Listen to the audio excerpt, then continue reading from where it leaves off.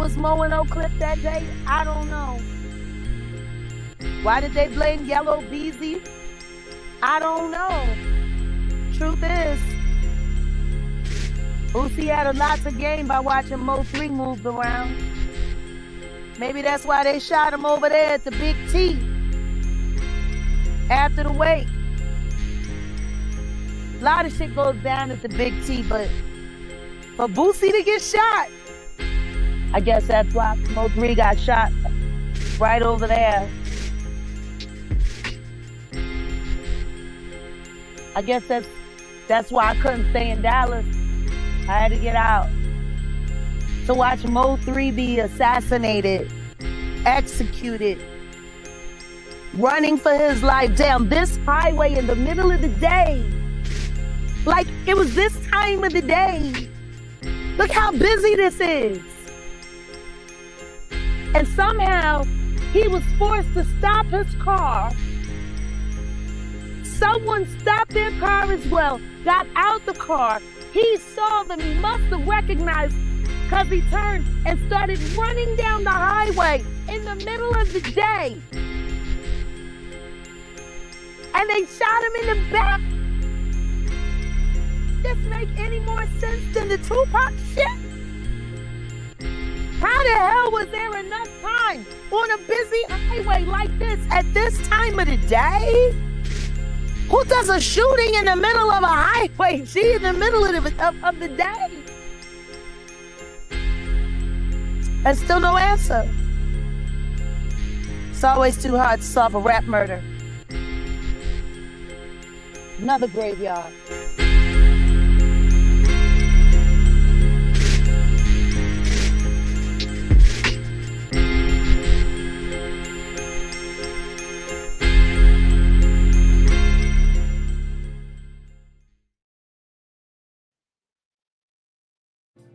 Good evening, everyone.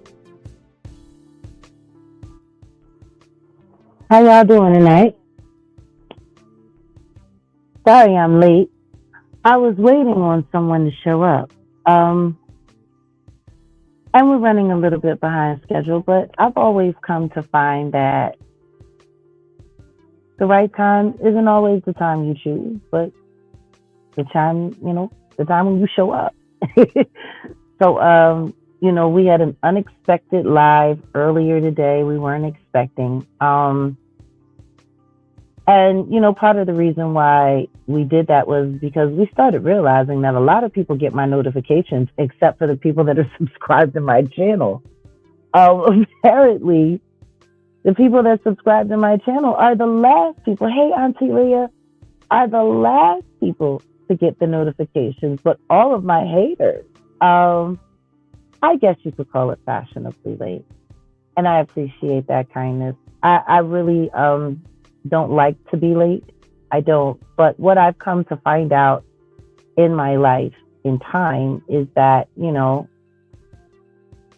everything happens when it's supposed to. There's so many things that I've wanted to happen when I wanted them to happen. When I think back to being in jail in Chicago for a crime I didn't commit, and I'm sitting there and I'm dealing with it. Like really, really, really dealing with all of that. Why am I here? Why is my freedom being taken from me for something I didn't do wrong? I sat there and I couldn't wrap my mind around how God was going to use that moment 7 years later to totally exonerate me from a lie that's been put on my name. What I think is really sad and scary is like how many people have just gotten so comfortable and used to, like literally lying on my name, making money off of lying on my name. Like, you got to think about how sad that is, that the only way you get to feed yourself or your kids or pay your bills is to break one of God's most coveted laws. When people hear, "Thou shalt not bear false witness," they think it means not to lie. But if you get into the technical term of it, thou shalt not bear false witness means you can do whatever you want to do to yourself. You can do whatever you want to do to your own name, but don't go around lying on someone else. That's what that means. Don't lie on others. Now, it's funny because God didn't say, don't lie on yourself and nobody else. He said, you could say whatever you want to say about you because you got to live with the ramifications of what you choose to do with your word. If your word is infallible or fallible, that's your choice. That's on you. You actually curse yourself with that. But when you go out of your way to lie on another, that is what God considers a crime. I mean, the truth is they have been revealed for all of their lies. They've been. They've totally been. But the lying machine keeps going. And yes, it is coming. I know it. But see, once again, I didn't understand why God had me in jail 7 years ago. I didn't realize. I didn't realize that he was taking that moment that so many people used for my harm, or what they thought they were using for my harm. You got to understand, my son was in limbo. I was in trial. I was doing 2 trials at one time. I went through all of that. But I knew when God came to me, yes, Auntie Leah, thank you. But I knew when God came to me and told me, I promise you, you will go far beyond this moment. I promise you, I have not forgotten you. This is not the end of the road. This is not what it is. I'm so grateful for all the times that God has come to me.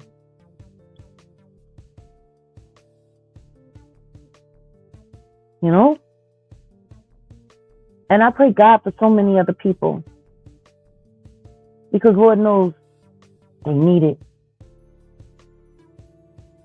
Thou shalt not bear false witness. So in honor of upholding God's law,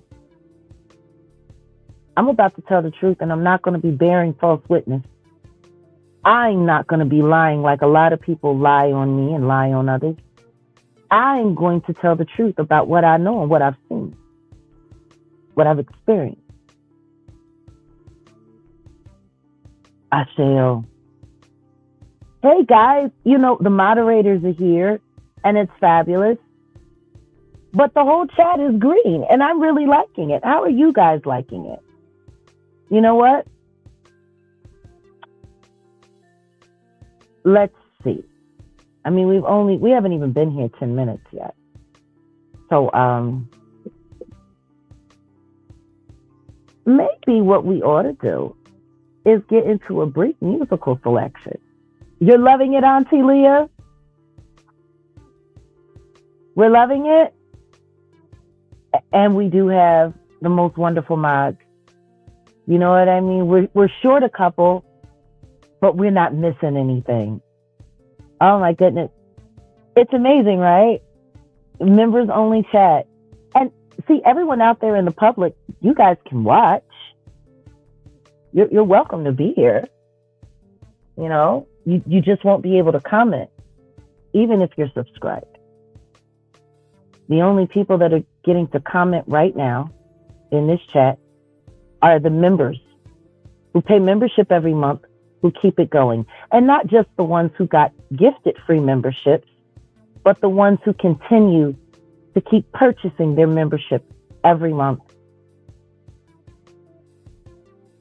You guys deserve to come to a live where it's not being trashed and disrespected. Now, I'm not saying that I'm not going to open it up to subscribers later. But the truth is this conversation, it needs to be for the people who support what I do. So, on certain lives from here on out, especially really important ones where we're talking about things that don't need to be interrupted, the only people that actually deserve to have a say in this chat are the people that support this community, the Jaganators. And I love you all. Honey, ain't we all? So here we are. This conversation is not, and please do not forget our channel manager and a very, very, very special person to all of us. Wolfgang Amadeus, our brother Odell.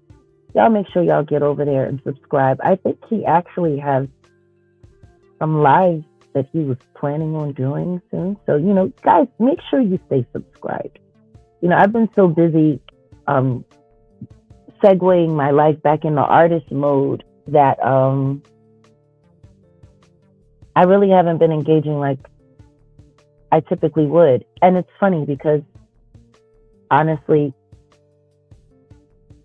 I've relied on my partner in so many ways, and it's just, he's been a blessing to me, and I hope I've been a blessing to him, and I'm not talking about our relationship because, as we know, no one's talking about any relationship. It's off limits at this point. There's no need to talk about it. Oh, thank you.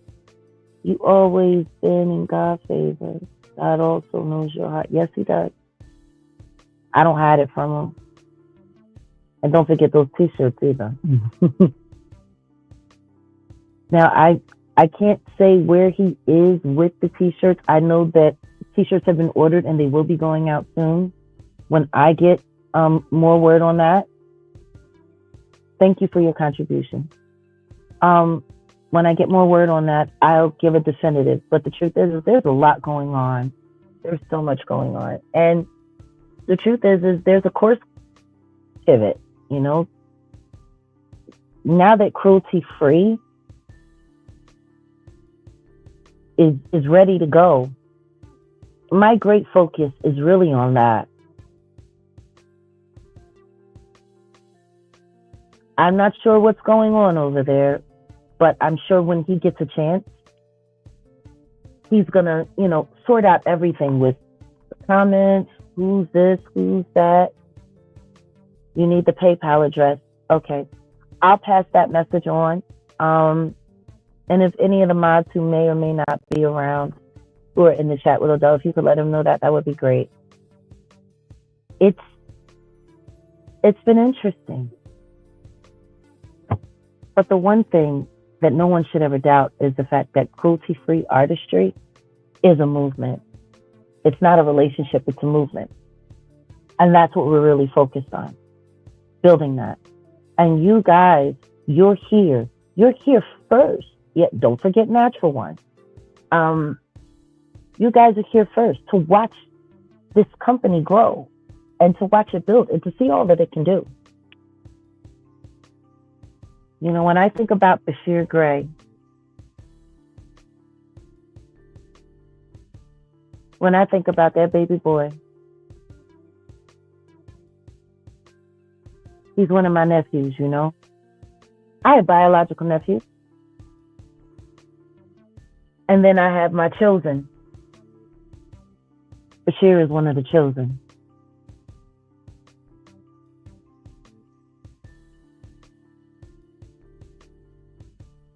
He sure is.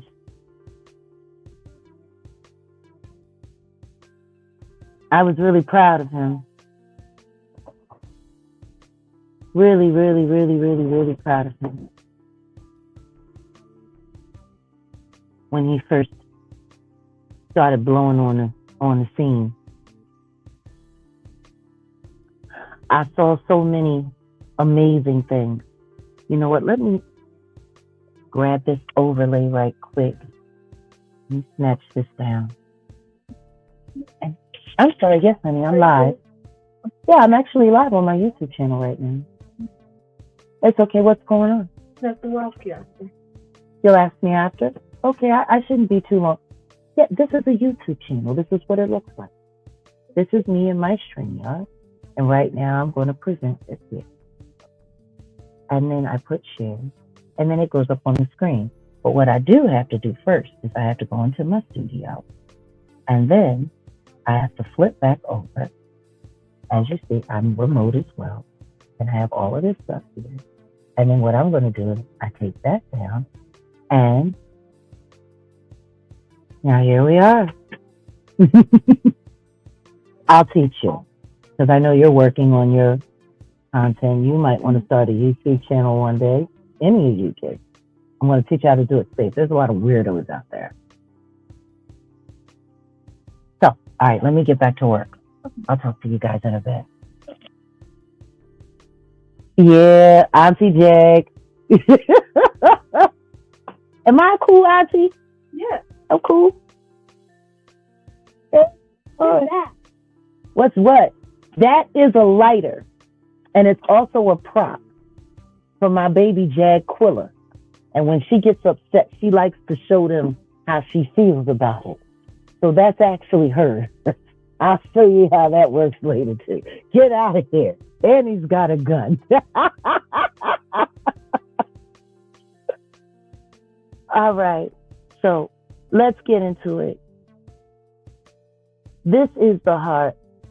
And make no mistake about it, I do love children.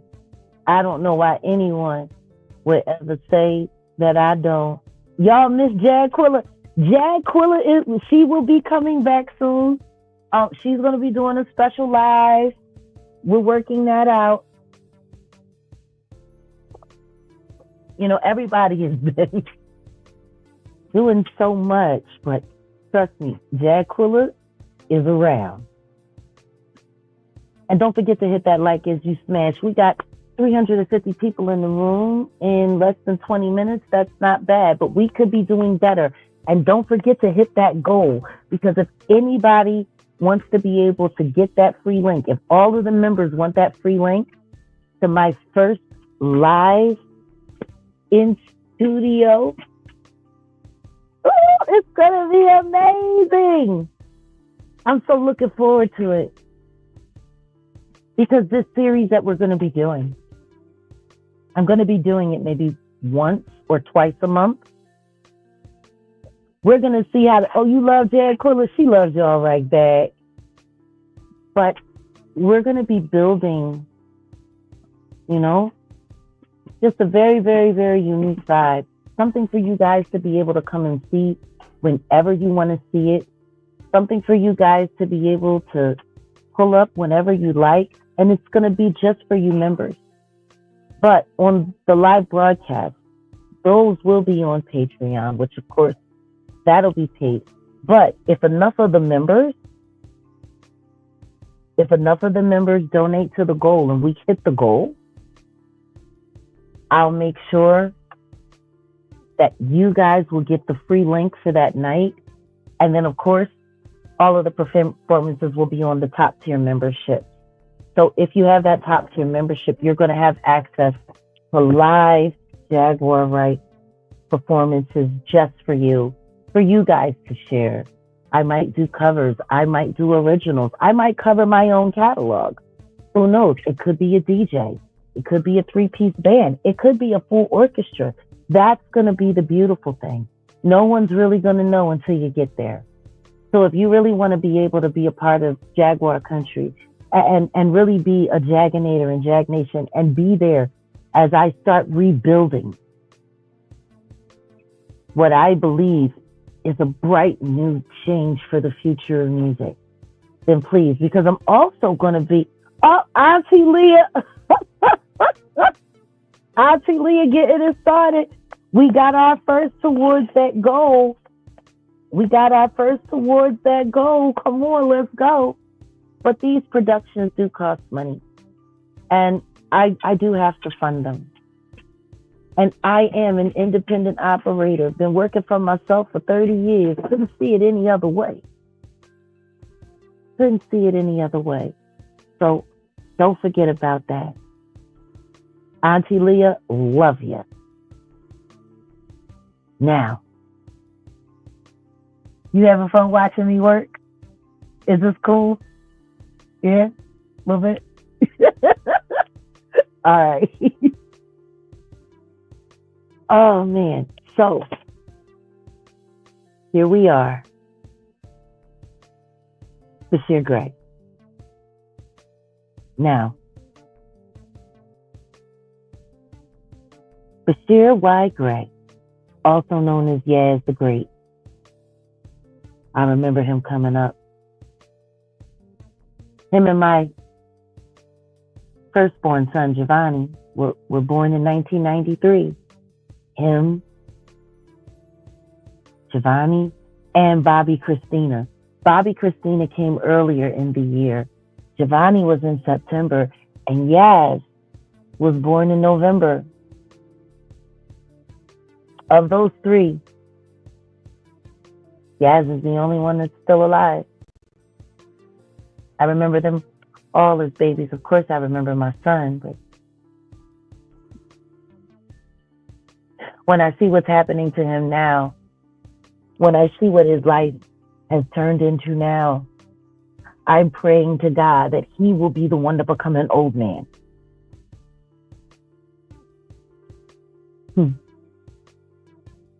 Let's take a look.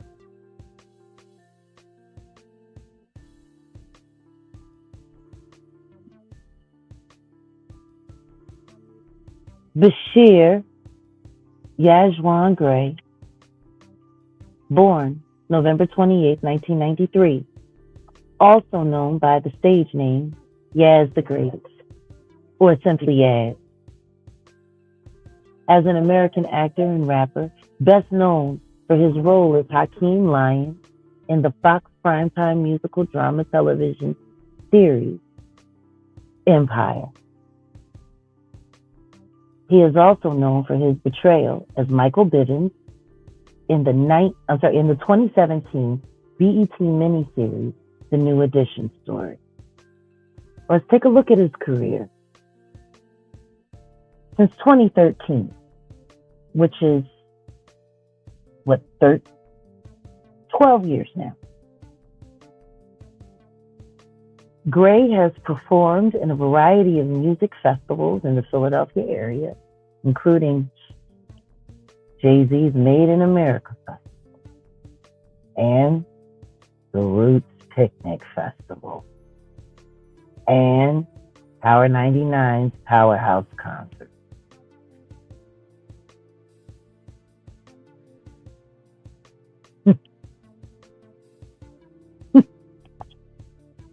Just reading that kind of makes me sick, because Made in America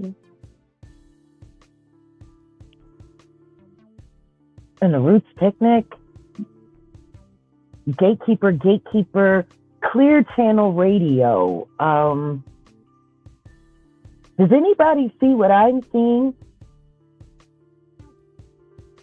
I'm just curious. Is anybody seeing what I'm seeing? Like, really? Are you seeing what I'm seeing? This kid has been encrouched the entire time. He has been encrouched from jump.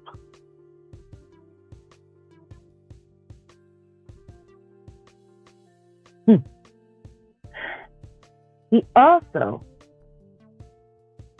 has been in opening acts for rappers such as Fabulous and 2 Chainz. His debut single, Respect, was released in 2023. In 2015, Gray began his first acting role as Hakeem Lyon on the Fox drama TV series Empire, with co-stars Taraji P. Henson,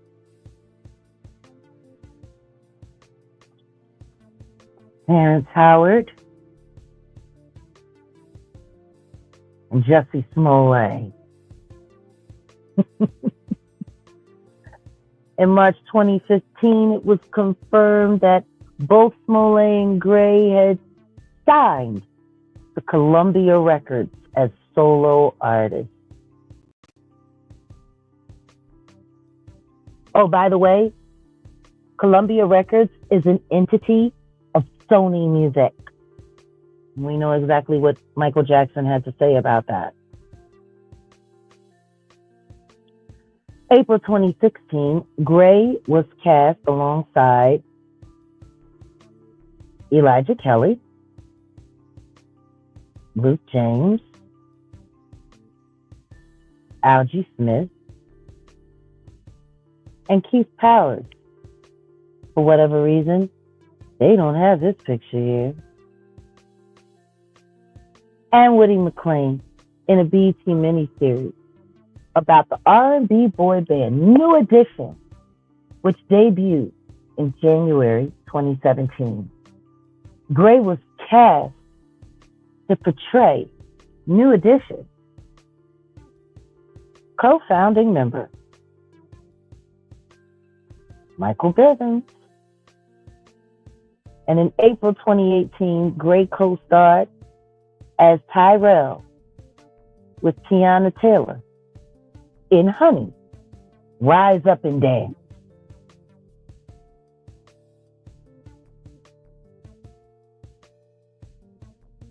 I mean, I don't know.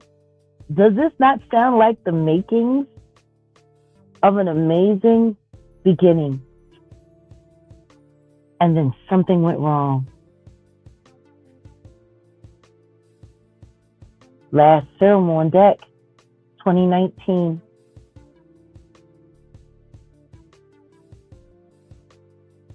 It's quite the cast in that as well. Directed by Ryan Lamar. Distributed by Smith Global Media. It opened on Martin Luther King weekend, and it was filmed in Chicago. Then poof. Look, can y'all see what I'm showing you? Can you see? Can you see what I'm showing you?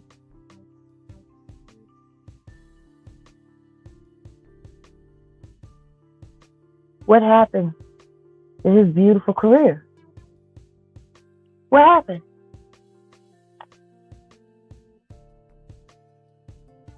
Respect, No Apologies featuring Jussie Smollett. These are all soundtrack songs from Empire. Drip Drop featuring Soraya. This was all Empire. You're So Beautiful featuring Jussie Smollett featuring Yaz. All Empire. Chasing the Sky. Good People featuring Terrence Howard. It's nominations. Best Actor for Empire. He was nominated.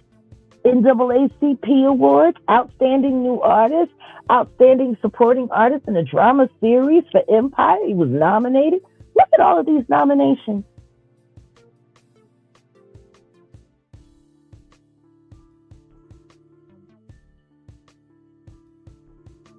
And something happened in 2019. I remember. But see, I also remember before that.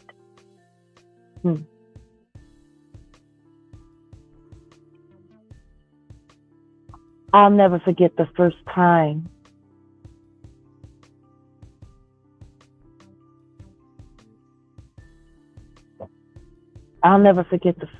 his mom called me and she told me that she was afraid of him. She asked for my help because she wanted to manage him. She looking for him. You got it out here too? What you got going on? You put this back in? You real smart. You managed to get that thing. Where you going to sit? Where you going to put it? Or you just letting it charge? I'm sorry, my co-star. He's looking for something. My bad. Well, look, let me get back to work. Okay. Now, I want y'all to see everything that was going on in this young man's life. And I'm telling you, right in the midst of it, actually,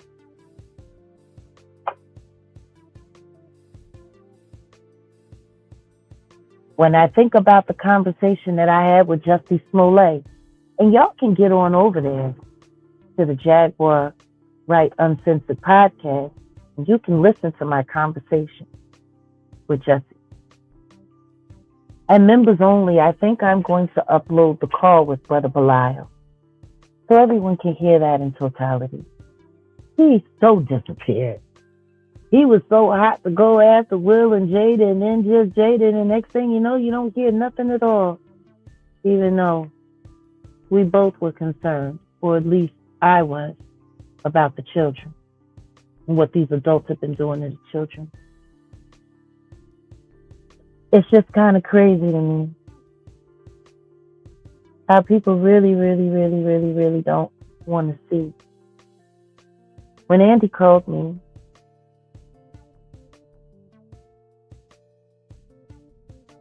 the first time, I was trying my hardest to help her out, try to give her every advantage that I possibly could to help her save her son so he could have a career, she could protect him. But she didn't. Turn her right over to Charlie Mack. And even though I had come to her and told her what they were doing on the set and that they were plying him with alcohol and pharmaceuticals, number one, he had ADHD and bipolar. The last thing that he needed to be was on any kind of crazy substances. Yeah, I did. I did speak about it a long time ago, but nobody wanted to believe. And then the day that she called me after he went running and screaming from Will Smith's house, from the Smith compound, I knew what had happened to him. She didn't want to talk about it. And I wasn't going to make her. The only thing I was interested in doing was helping her get her boy out of there. She needed to get him back to Chicago. And if you remember the phone call that I had with Jussie Smollett about a week and a half before the election last year, before we all found out about him being related and who his special auntie was, it's Auntie Kamala, who was at a dance party with Beyonce. Sure was.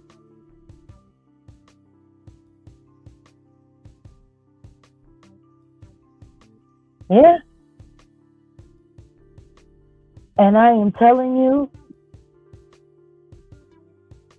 when you look at what happened to him after that, when you look at what happened to him after that, that terrible marriage, all of those awful things,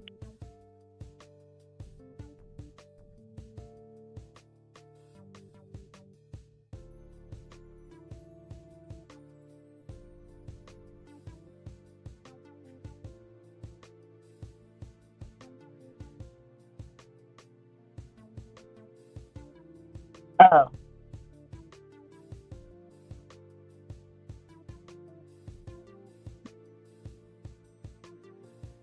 y'all see that tweet?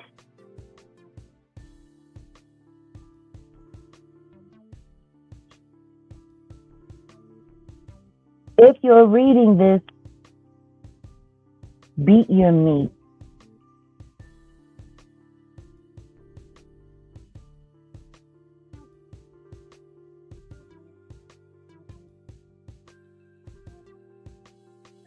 a 1 in the chat if y'all can see that.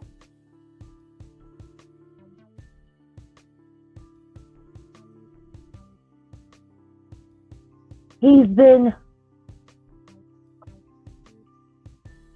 really getting into this whole diddy do wop bop thing. I don't know.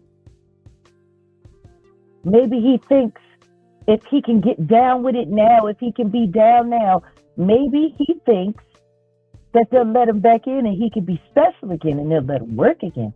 I don't know.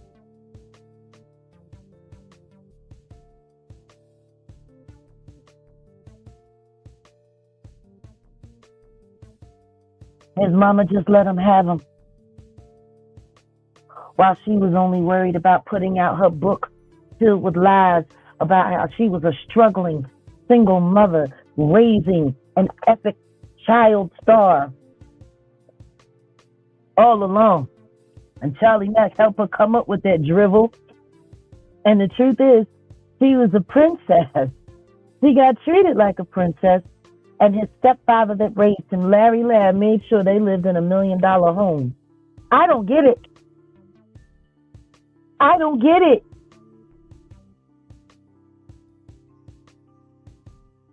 I don't get it. These are his tweets from just a couple days ago.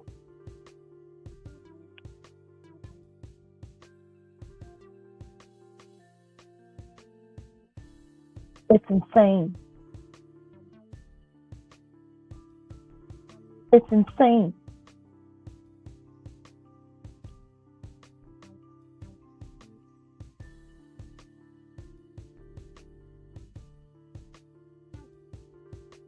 He went from all of those achievements that I showed you before the age of 25, and this is what he's doing at 31.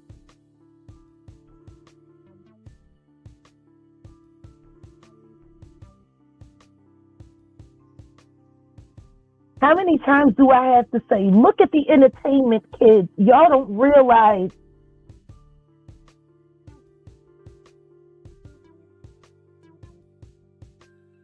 Thank you, music is my life. Not so bad for an old broad. Thanks. We need God to come in and help our babies, which is why there's no way in the world y'all can tell me that after everything he accomplished at such a young age, that this is what he sees as it for his life. You cannot tell me that. And for a young man who was traumatized and so against the homosexual lifestyle, for him to now all of a sudden be so very down, it's weird. Because that's not how that happens. And salute to Uncle Mike. I don't understand. The cycle has to end. So let me get back to let me put this up one more again.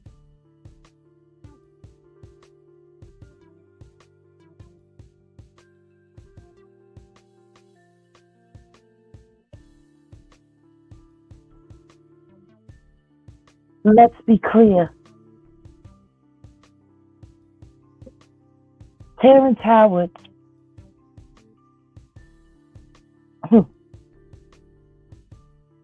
amazing. Brilliant. I had a crush on him just like everybody else, except I knew who he was and I knew how he rolled. Now, don't get me wrong. Terrence Howard has said some things, in my opinion, that are absolutely inappropriate. But he also said something to me once upon a time. And it was right before they put the screws to him. It was right before Empire. Terrence was looking forward to retiring. He was looking forward to music, looking more into his inventions, his patents, studying. He was done with entertainment. We were in Philadelphia. We were talking. It was actually at a mutual friend of ours' retirement party at Z-Bar, right next door to Delilah's, down Columbus Boulevard. Delilah's where Amber Rose got discovered by Kanye. How lucky for her. I was telling Terrence how I was sick and tired of the game, but I had earned everything that I had gotten, and I deserved to have my career. And he was like, baby, we all deserve life. He said, you know you the shit, just like I know I'm the shit.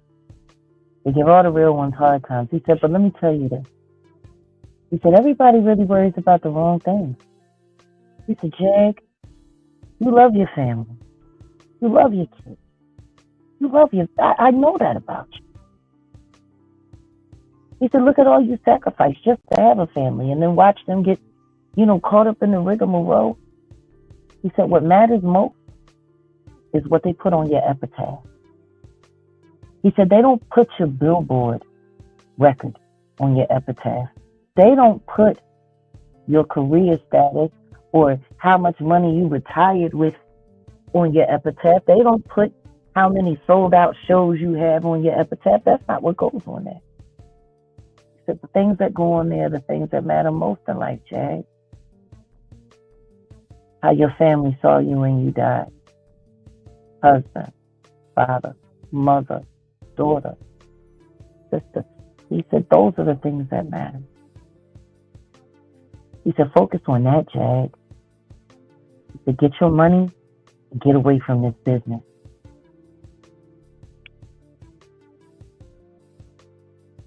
Sure enough, that was that. He said he had 2 more movies to do and he could retire. And then a few years later, Empire.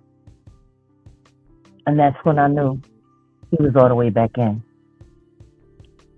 Because damn near everybody that he worked with on there, he couldn't stand. The only person that I knew that he didn't have a serious problem with was Taraji. And, he lightweight always looked out for Taraji. Like everybody remembers Hustle and Flow. I mean, that role really took Taraji a little bit further. And, them two coming together, 420 in the room, salute. Them two coming together, actually, it actually sold the whole Empire thing because everybody remembered their chemistry from Hustle and Flow. And Empire did well. What was wild about it is that Cookie wasn't even supposed to have been Taraji. It was supposed to be Monique. That was when they first started coming for Monique because of Precious, because she didn't lay down and get down and agree to just keep taking nothing. And Taraji was willing to take her place. And now, decade and a half later, all those roles that were meant for Monique, that were given to Taraji just to piss Monique off, oh, she played it. But it was meant for Monique. And the reason why Monique didn't get it was because she protested about being an Oscar award-winning actress and still being severely underpaid. And if I'm correct, ain't Taraji saying the same thing now? If I'm correct, the very role she was willing to take that she knew was going to hurt another, and welcome to the family, you're a member, hey, Empress. Everything that she was willing to take that she knew was fighting Monique is now the very thing that she's complaining about. You want to talk about karma?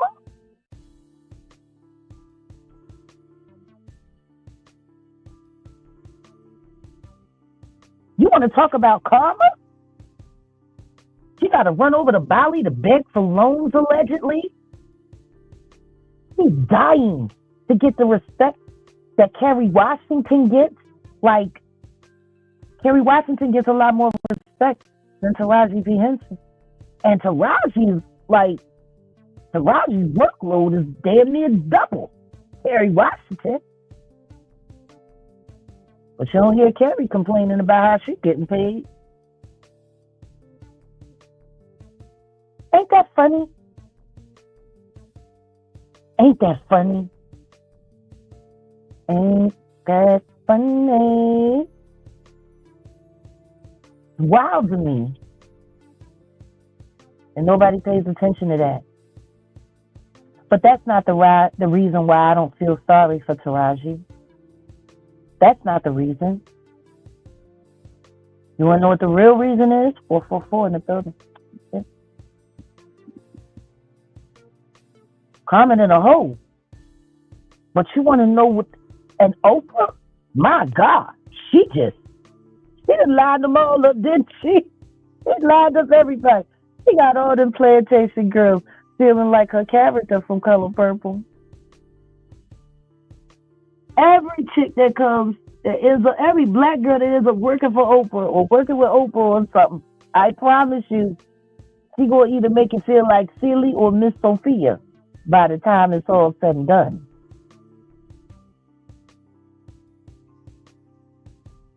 Yeah. They gonna make her work until she gives out.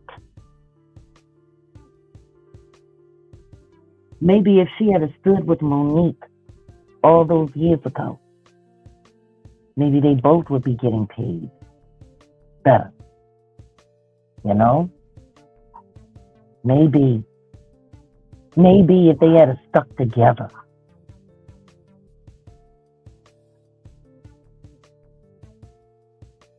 But for whatever reason, we don't do that. In my opinion, everything that they're going through, everything that they're experiencing, everything that's happened isn't because of those things that I just mentioned. But in my opinion, sheer grace. That's their karma.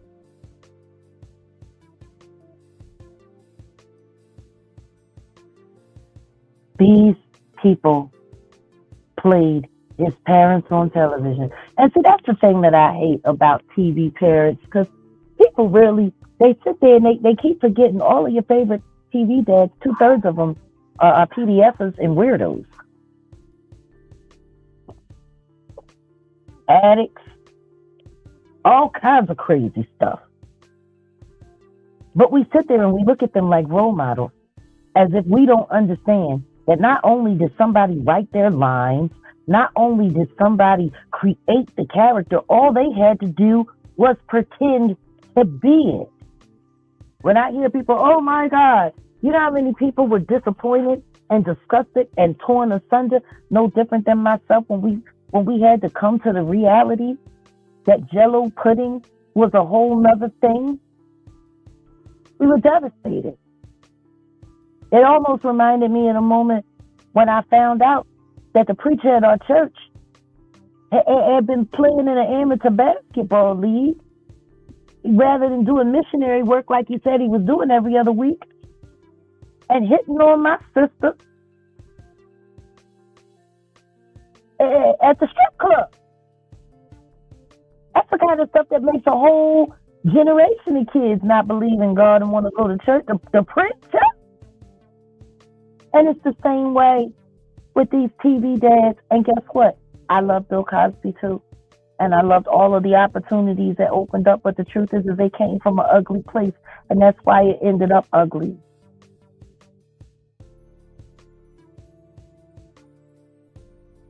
And the truth is nobody ever took into consideration that he was also a victim of the boule as well. You know, there's a lot of things that we look at that we don't even look at. How in God's name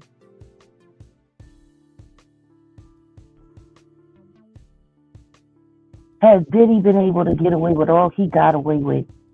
And there were adults around seeing what he was doing with children, he did nothing. Because Bashir went to the Diddy Flavor camp, just like the other kids, just like Bieber, like Jaden.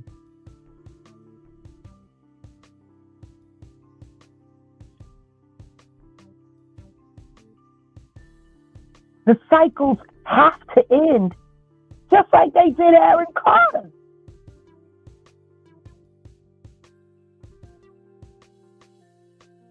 You know what?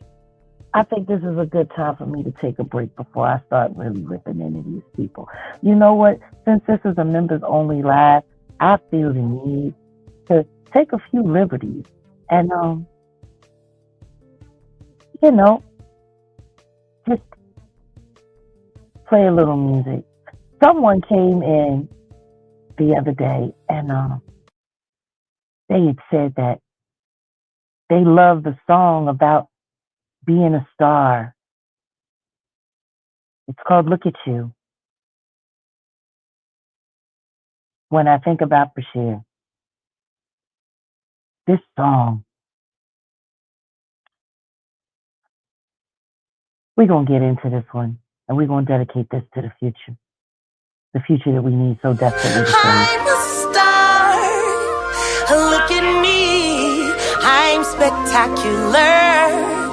Can't you see I'm going far? Look at me, I'm a winner. Look at me, I'm so high, oblivious to my surroundings. As I watch it all pass me by, running away from the sun, and running from one trip. I'm running and I'm running.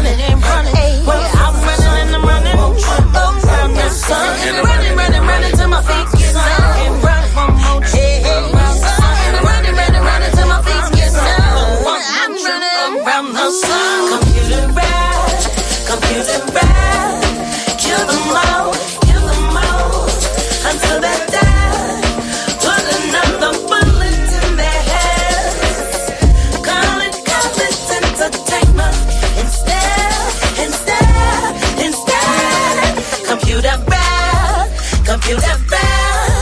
get them high, hang them till they're dead. Put another chemical in their heads. Call it, that's entertainment instead. Look at me, I'm famous. Look at me, I'm the shit. Look at me, got 1 million followers. That must mean that I'm so rich. Look at me, I'm a felon. Look at me, I don't snitch, not for anybody, yo. Look at me, I'm a freak. Don't look away, I might be dead by next week. So running away from the sun and running for one more trip. I'm running and I'm running. I'm running and I'm running. Around the sun. Running till my feet get numb. And running for more trips. And running till my feet get numb. I'm running around the sun. Computer bad, kill them all, until they die. Put another bullet in their heads. Call it entertainment instead. Computer bad, get them high, hang them till they're dead. Put another chemical in their heads. Call it, that's entertainment instead.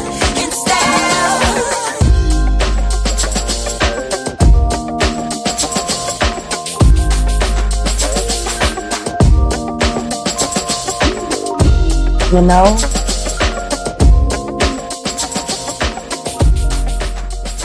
All they really want is to be special. That's all they want. They don't want nothing else. They want to be loved. They want to be respected. They were born with a gift, and they just want to share it with the world. That's all they want. And instead, they end up being taken advantage of and destroyed. And all they're left is to just run and run and run.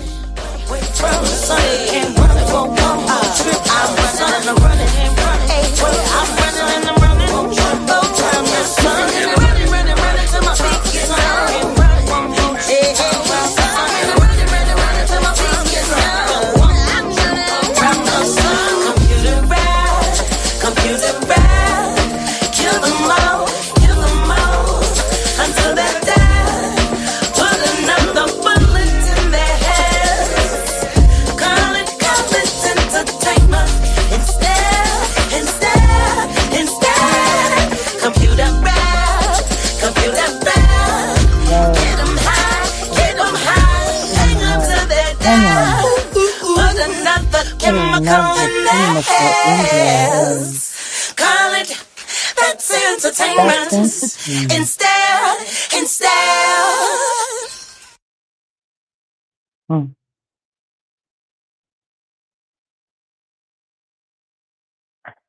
When I think about all of the children that I've seen torn to pieces, torn asunder, ripped apart by this awful business, it almost breaks my heart. The only reason it doesn't break it completely is because I know that something is going to change.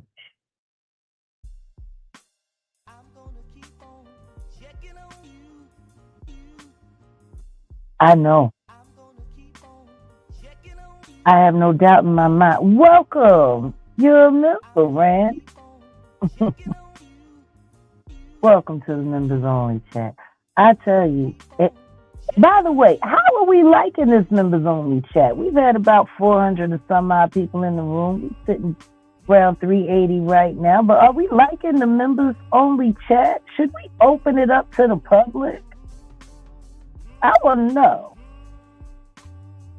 Or should we just keep it us tonight? Should we just keep it us tonight? Oh, wait a minute. What does this say? I'm thankful for you, Jag. You are a true spiritual warrior, and I wish you joy, peace, and success in all of your lives. Be encouraged. You are walking your path well and fulfilling your destiny. Well, I appreciate that. I appreciate that. Yeah, we should keep it up. We should stick with the members only. We loving it. Oh, I'm loving it. Hey, thank you, Auntie Leah. I tell you, you are the best head deaconess I've ever met in my life, lady. You really are. You be on it. I'm going to have to buy you some white shoes and a white hat just because. Oh, but it's all right. Well, then I guess we're going to keep it like this. You know what I'm saying? The members get the final say. And if they say y'all stay out, then y'all just going to have to watch. That's all right. That's all right. And Auntie Leah, I'm going to be shooting you an email this evening. And I'm looking forward to your response. Oh, but real rap.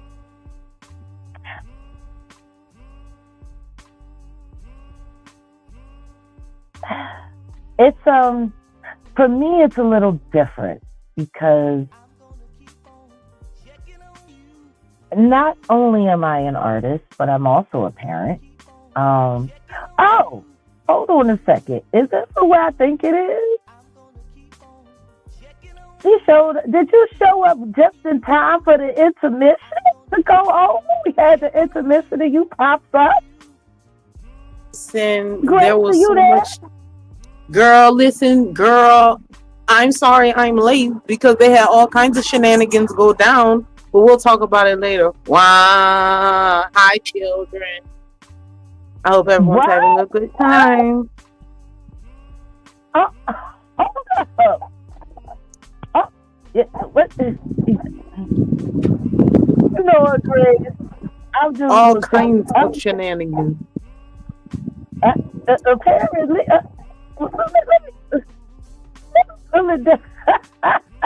Lord. All kinds of shenanigans. We'll talk about it later. I guess people are upset when we pray, huh? Girl, upset.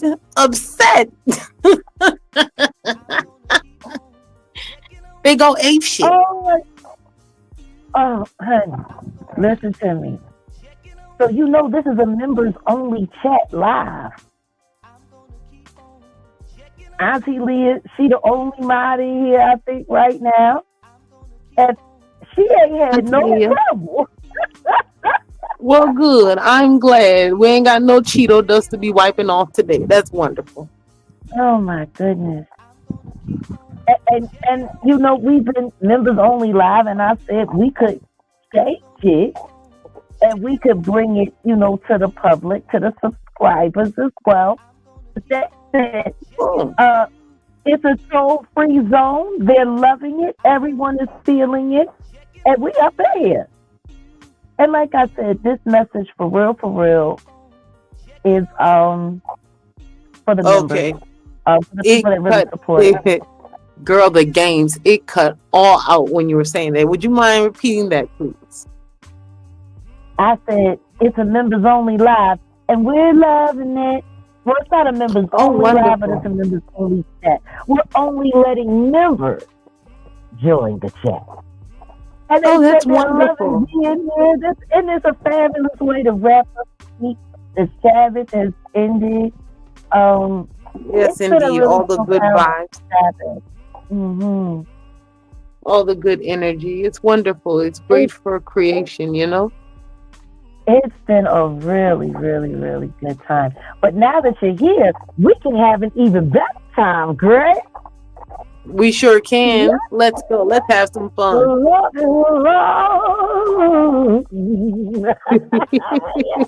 Wait a minute, girl. I'm writing something in the chat. Oh, okay. Ooh.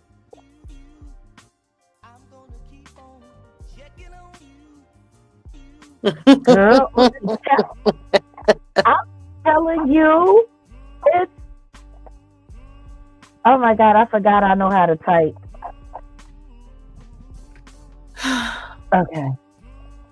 There's all kinds of fun things going on tonight. And I just hope everyone is having a great time, you know? Can you see what I just put in the private chat? Can you see that?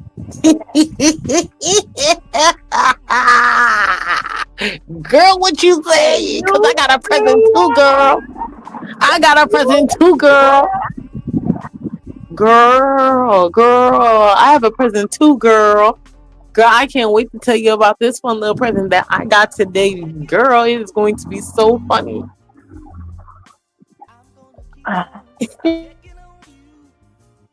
Oh my goodness. You know, when you call out into the universe and you declare, it can have a ripple effect.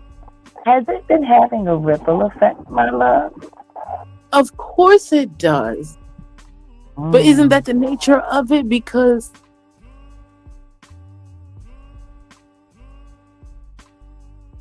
oh, now y'all curious? Don't be too curious. Oh, y'all being nosy. Listen, curiosity got to catch y'all. Don't do it. Don't do it. I am the biggest cat. I'm sure we'll fill y'all in later. Yes, the power of Oh manifestation. goodness, And I'm girl. telling you, But yeah, that's like, the beautiful things about manifesting. It's literally raw creation, and I wish people would see that and appreciate that more. The world would be a much better place if we did.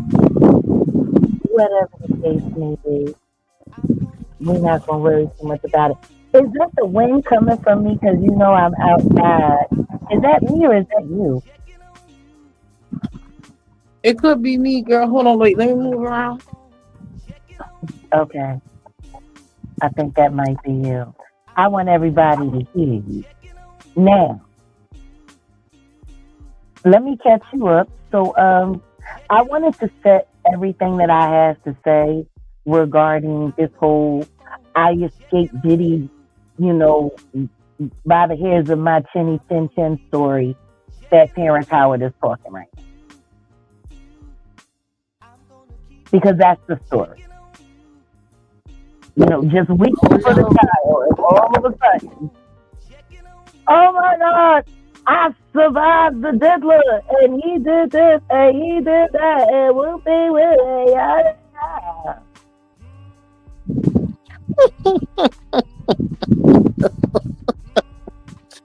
Oh no, it's a It's shame. kind of the same.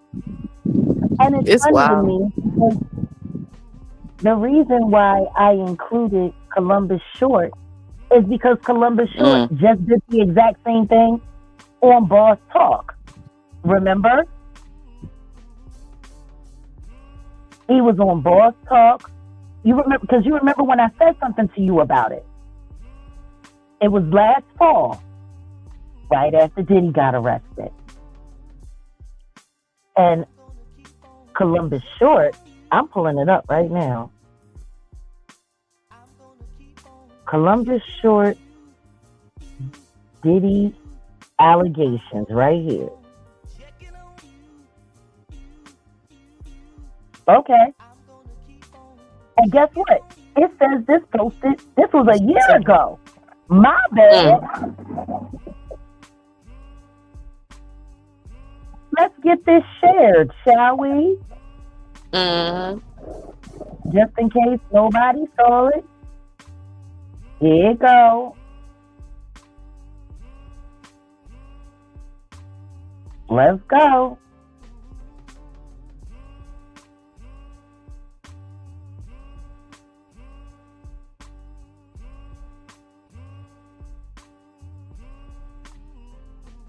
Here we go. Now, let's pull this up. Did he make these accusing like statements when he was considered a little folk? Because if I thought you Baroom, never mind. Maybe it's just the connotation that people use it. Maybe they will use it for little people. Maybe it just carries that weight. Let's get through all of this. I swore he was grown when they came out. Pause. Fair use. The banner is on the bottom. Yeah, pause. Anybody remember this? I remember this, and I still have the same first question that I did back then. Who in the hell do you think is... I'm about to pick up the phone at that time of the night to do what? Did no one find that strange? That's still strange to this day. This man called you at 2-something in the morning, and you talking about you talking about going anywhere? While your wife is there? While you sleeping in bed with your wife? I'm not understanding still. Spare you. He said just me. The one that makes booty bunt cakes. Not the one that makes booty bunt cakes. No, I don't care what he got to say. Not the one that makes booty bunt cakes. I'm not defending Diddy, but that's exactly where it ends. I'm not defending Diddy's butt. It sounds like you defending it. It sounded like a defense to me. And then there's one of the biggest Uncle Toms in the game who is currently pitting two black women against each other for their own personal amusement so that they The can man show makes booty America. butt cakes. He makes booty butt cakes. Booty no. butt. Big booty butt cakes. Like- And that was a man's booty. It was cast. It was cast from a real ass. That's the Yeah. thing. It was cast from a real Girl, ass. like, girl, a real man at that, like, ew. No. What's wrong with these people, bro? I'm trying to Y'all- understand how you got yourself into the crown molding phase. Of a man's booty? Of a man's booty? I guess Of what we a really man. saying is, let's consider the source of what we see going on for all booty butt cakes. It's to put a booty butt cake in this. Let's listen to these very interesting, colorful people. Four. Pop fair use, fair use. Girl, like, what is this squad? What are Did he look at say these if I get a people? vibe? He's number one, he said if I get a vibe, it's on. You know, I know some gay men that it come up with the wrong ideas and attitudes about a lot of things.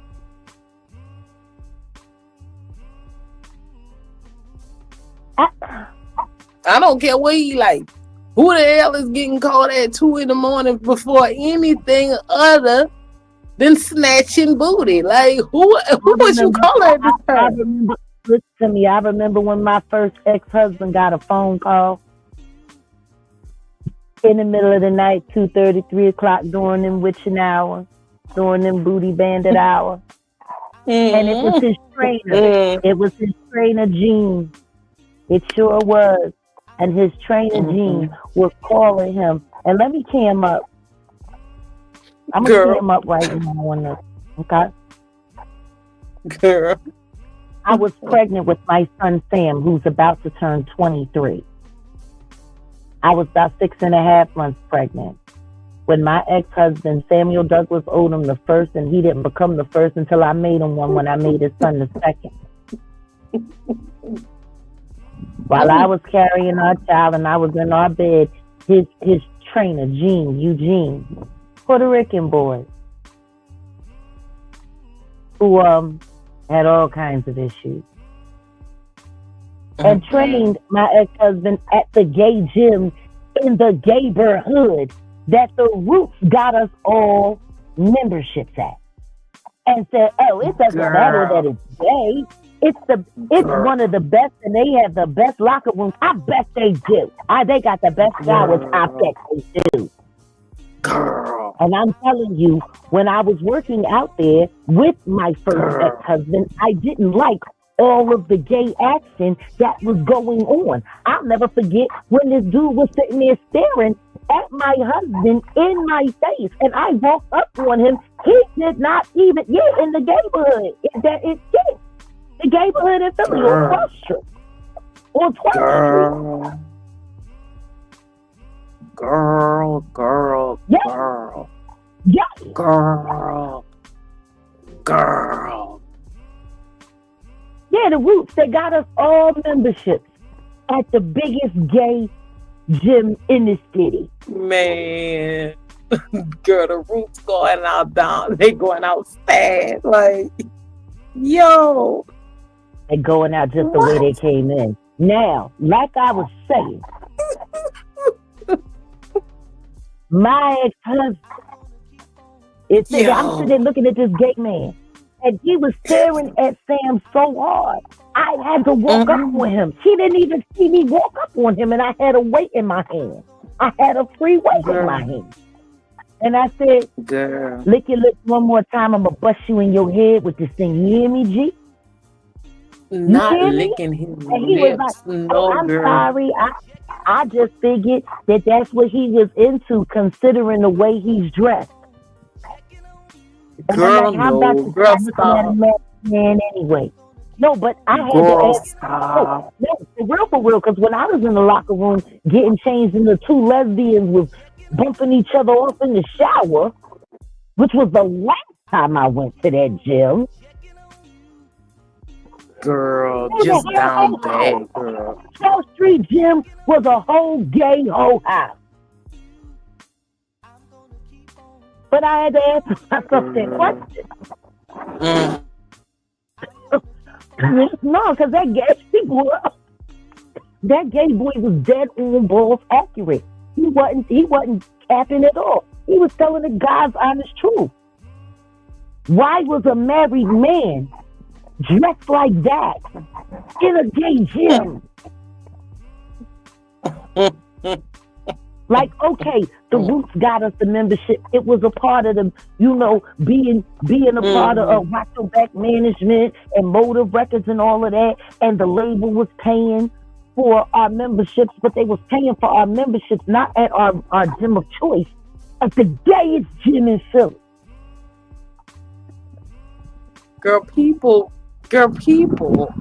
So once again, if everybody knew that was the gayest gym in Philly, including my first ex-husband, why the hell was he showing up in spandex, biker shorts, stuck at the crack of his very, very, very tooted up male behind? Why?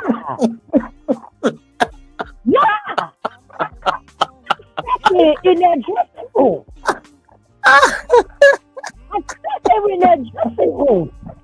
Girl, wait. The little tweet boy got his good point. Girl, I'm through. I'm so done. Grown ass married husband, if he's not gay, not wearing like sweatpants and a sweatshirt to make sure the little cake boys don't come looking for his cookies. Am I wrong? The membership might have been free, but the show didn't have to be. And then when I found out about him and his trainer in the locker room after their workout sessions when they were stretching each other out,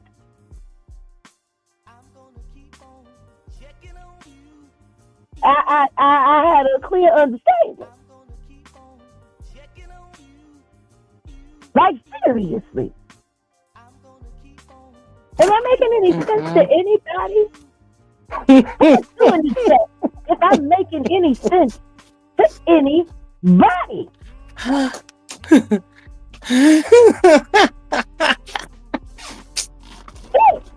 He was wearing his spandex biker shorts that he wore when he was running track at Temple.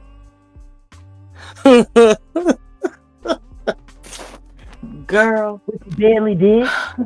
He spent more time with all the boys playing cards.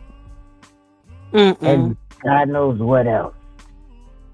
No, God. I said tooted. His ass was tooted.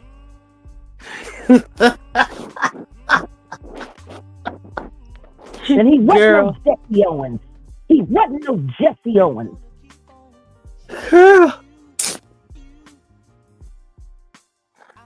The hell you running around in gay heaven with your ass tooted up? Girl, I can't do this. I'm sorry. Oh no. Put a 2 in the chat. If my first ex-husband sound like he happier than a loose cigarette in boys' town. Girl, girl. Oh, girl. Wait out, G. Mm-mm. Because I don't know no gay man that's going no straight man that's going to willingly work out at a gay gym on display unless he likes the attention. So once again, it brings me back to what Jason Lee was just saying. Girl, You know? girl, I'm still on. He said, not that he said not dressed like that. Like, girl, like the things that people got going on. If he's married, why is he up in here dressed like that? Great question. Not that. That's why that day when he had bought these jeans, these Guess jeans or something, and he was so excited, and he wanted the particular stonewash. Oh, but the size,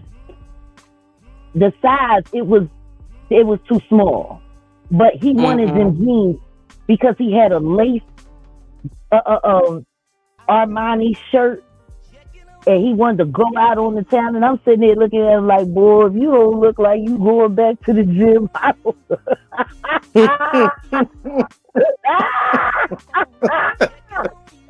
girl. So anyway, girl, I never forget it. We was living up on City Avenue, and so down by City Avenue and Belmont Avenue, you know, there was a gas station there, the main gas station. And so he came and he had like sucked himself all in to get these jeans right. And I'm looking at these jeans, like, and I'm listening to his testicles cry. Like that's how Tyson jeans was. I heard his testicles crying. It was all, you know what I mean? It was smushed. It looked like that scene out of something. There's something about Mary. Girl, no. You remember when he got it stuck in the zipper? And it's Frank Sandy. Frank Sandy. You remember? Girl, wait a moment. And there's something about Mary. And the boy, he was in the bathroom. And he was nervous about going. And he zipped it all the way up. And somehow, he got the stuff all around his Franks and beans. And it was like halfway out and halfway in. And they said, well, what is it? It's beans. And then, you know, the mentally challenged brother, I think his name was Warren Price and Beans. Price and Beans. Of course, he didn't go to the prom. He went to the hospital instead and lived with ice packs for quite some time. But if anybody remembers that scene, that's what my ex-husband's junk looked like in them jeans, but nothing was stuck on the outside. It was like, and then he wondered why he ended up developing prostatitis and have all of them issues with his prostate. You've been running around with a wedgie for 25 years. You didn't think it was going to do some damage? I'm a woman. I ain't got all of that. And I don't have stuff up my ass all like that all the time. Women that do that too much end up with, you know, yeast infection, all kinds of stuff. Can't be having stuff grammed up there, jammed up there all the time. Girl, what I wanted to ask him, wait a minute, what I wanted to ask him before he walked out the door was, did he want some cream for them jeans? Girl. Yo, anybody who knows my first ex-husband knows that after I made it big and he started thinking that he was the fashion god, he had everything jammed up the crack of his ass. Everything. I would just sit there and laugh. All the girls at the strip club used to call him girl booty. They called him girl booty. Girl, not girl booty. Not girl booty, no girl. That's what girl. The strip club called him girl booty. Not girl booty. Not girl booty. Not girl booty. Like, oh no, girl. Anyway, child, wait a second. Oh no, girl. Wait a minute, girl. So I was being real mean. I was being real mean on that day. I sat up there. He was like, so do I look good? I'm like, yeah, they look great. They look fabulous. I'm like, I am not gonna lie, y'all. I was like, oh no, they look great. I mean, they look a little tight, but can you breathe? No, they look fabulous. Yeah. No, you look really good in them. All right, have a good night. Don't get too many phone numbers. I'm not getting any phone numbers. And when he closed the door, I was like, I know, not with jeans like that. Not from no chick. Oh, girl. Girl. You want to know what was funny, though? This is the funny one. That's the Girl. funny part of that whole story, though. Girl. 25 Girl. minutes later, he came back to change.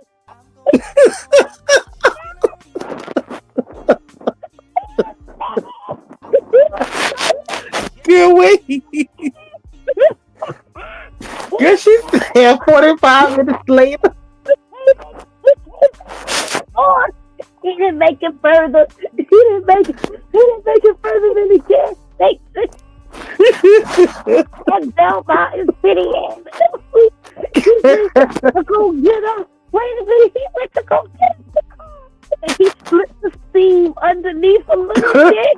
Girl, stop. Girl, stop. Girl, stop. He said that was a car full of girls and they was What?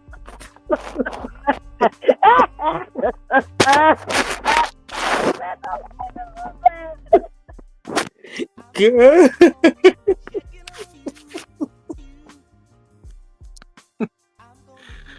Girl. They was laughing at me. Why didn't you tell me? Why didn't you tell me what it looked like?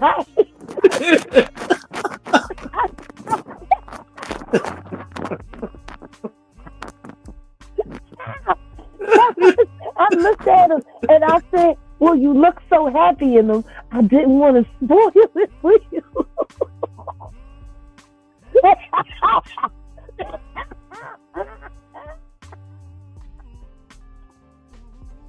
It literally, number one, the simple fact that your whole manness area had lost all circulation. That should have been the first time that you needed to change. But the split hole up underneath in the tape area, unless you was looking for a crotchless night experience at Adam and Eve Sex Club, like but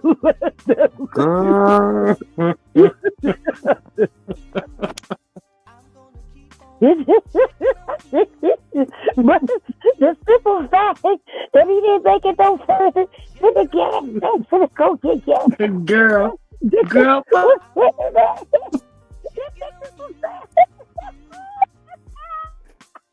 Girl.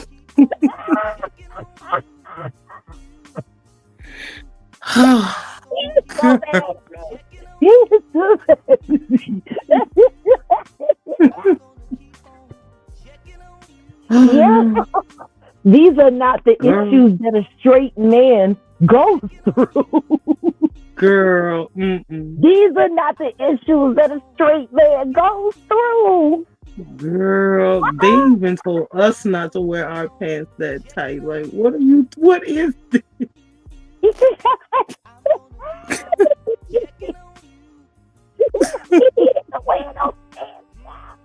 needed to wear those pants.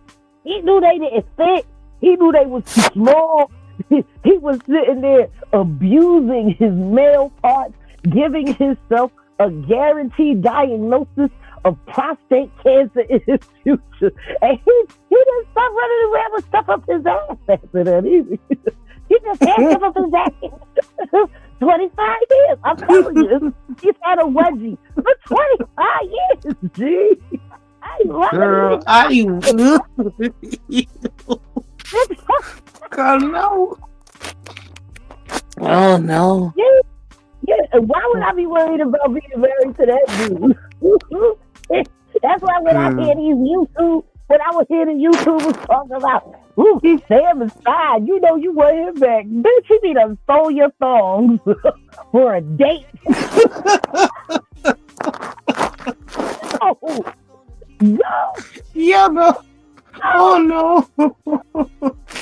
Yeah. Girl, oh no. You want him? Please, you can have him. I don't want him. Girl. You can have him. He's not worth fighting for. Besides, his draws stay stuck up his ass too much. I don't want him. You can have him. He's squeezing off his nutsack. Girl. Girl. Girl. You're right back. Where it came from. Nina Simone. Yeah. I'm done. I'm done. You see, girl, you see why so many people don't have my respect, girl. These are not the matters that a straight penis ponders. I'm telling you. Like, that is not. Girl. This is not. Girl. Oh my God. I see me and yes, let's keep liking. And I'm done too. Oh my God. No, but for real though. So anyway, this was a segue I wasn't expecting. But anyway, Girl. I understand what the Jason Lee was talking about with the mixed signals. Because these dudes, if you want to be straight, then you really shouldn't be acting so gay. Like, for real. mean, girl, like, girl, I'm still, girl, so much had done just happened. Girl, we done went from the Puerto Rican to say here and say, why are you wearing that enticing outfit? Yes. Now we done went down there to girl booted, and now we end up with the 45-minute pants, girl. You see, girl. You see why that's reality? Wedgie. Girl. 25-year wedgie. Okay, back to the commentary. Listen, Columbus short snitches on you. That, and isn't that what I just said about the trainer? Oh yeah, I didn't finish telling you how that went. I got so stuck on the pants and the inappropriate dress, I forgot to tell you what happened with the trainer. Girl, wait. This fool calls at 3-something in the morning. And guess what? I caught my first husband up watching porn because he was a big porn person. Corn person. Corn. Okay. Very big corn. No, he would watch corn like he watched cartoons. He ate cereal when he watched both. He would watch Goku. He was like real addicted to Dragon Ball Z. Like he had serious emotional issues at this point, I have to say. But wow, real rap. It's the cereal for me, honestly. Like, I'm just listen to me. We could do a movie about my first ex-husband's pant collection called 25 Years of Wedgie. Girl. Girl. 25 years of Wedgie. Yo, that sounds dope. Girl. Isn't it a joy to be a member here? You a member, baby. Look, I'm just girl. So anywho thing, I hear him on the phone, like going back and forth, like they arguing, and he like, I need you to come out. I need you to come out now. Why are you in the house? I thought you was a man. I thought you ran your house. And guess what? That's what I did. Yeah. Goku, cereal, and corn. Was it regular corn or was it sweet corn? Oh no, he watched all kinds of nasty crap. And he didn't think that I found his gay porn stash. But he always liked watching like two men on a woman. He liked anything where men was playing Star Wars together. Okay, I'm sorry I asked. Now it's 3 a.m. and So it's 3 a.m. I grabbed the phone and I said, I'm sorry. I'm sorry, Gene. Fuck you calling my husband for at 3:30 in the morning talking about he's supposed to be out in the street when he's at home with his wife? What are you talking about? Girl. He's Old sitting up there. hoes. Bitch, don't you worry about what we talking about. And if you really Girl. knew who he was, oh, he went straight to bitch. And if you knew who he really was, you wouldn't even want him in your bed right now. You would be throwing him out if you knew the real him. And and I'm like, well, why don't you tell me about the real him? Girl. No, because you pregnant and ain't nobody gonna blame me doing. He was like, but bitch, the next time I see you, I ought to kick you in your stomach. And Sam, the next time I see you, I'ma throw you in the trunk of my car and I'm end your whole breathing and I'm gonna dump you in the Schuylkill River. Sure did. Girl, not an ignorant. I Get mean, straight to bitch. bold hoe. Bitch, hold on. Girl, Why these side you sound like a hoes jealous get so out of line. Why? But this is his trainer. This is a man, and they was over there at the very gay gym, at the big fat gay gym, Girl. stretching each other out. Girl. Like I'm like, I get on the phone and I'm talking to him. I'm not expecting, bitch. What? Girl. Just straight there. Girl, I am girl. He Girl. didn't even try to play it off. Thank you, Auntie Leah. He ain't even try to play it off. So while you over here getting cussed out by your husband's trainer, what the fuck is he doing? I know he ain't just standing there. Yeah. He Like can't. he always did every time he got busted. And then after that, that's when he really started like going to the strip clubs looking for girls to have, affairs with so he could prove that he was straight. Like it was really weird. It was just weird. Girl. But yeah. Girl. So my question is and what brought me back there was Jason brought up a very good point. Fair use for learning purposes, critical commentary, and so forth. Why didn't Columbus's wife snatch the phone like I did? Because I'd be damned. I don't care if it is Diddy. I'd be grabbing the phone. Excuse me, nigga? You're just a married man you talking to, sir. Take your little frisky ass on. I don't care who you are. Like there's something wrong there. Girl, everything. A part of this story also doesn't contain his wife's outrage. Like I had outrage, All right, let's get back to the comment. Oh my God! Okay, that's it. We done. Girl. We done. Did you hear that? Girl.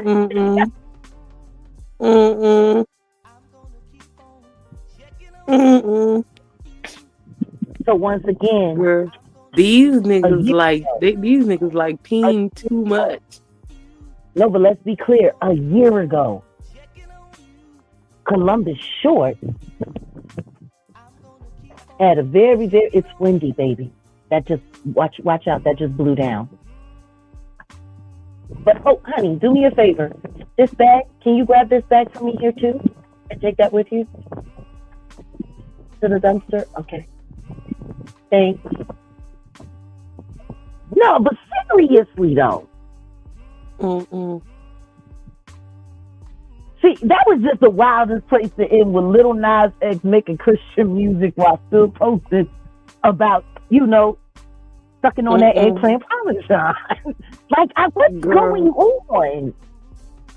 Girl, what ain't going on? What isn't going on? Like, at this point, I'm through. This is why I don't like coming down here on this cheesy plane, girl. It smells like Cheeto dust and fungus. Like, this is awful. And funky feet. And girl, okay. And nails with evidence of wedging.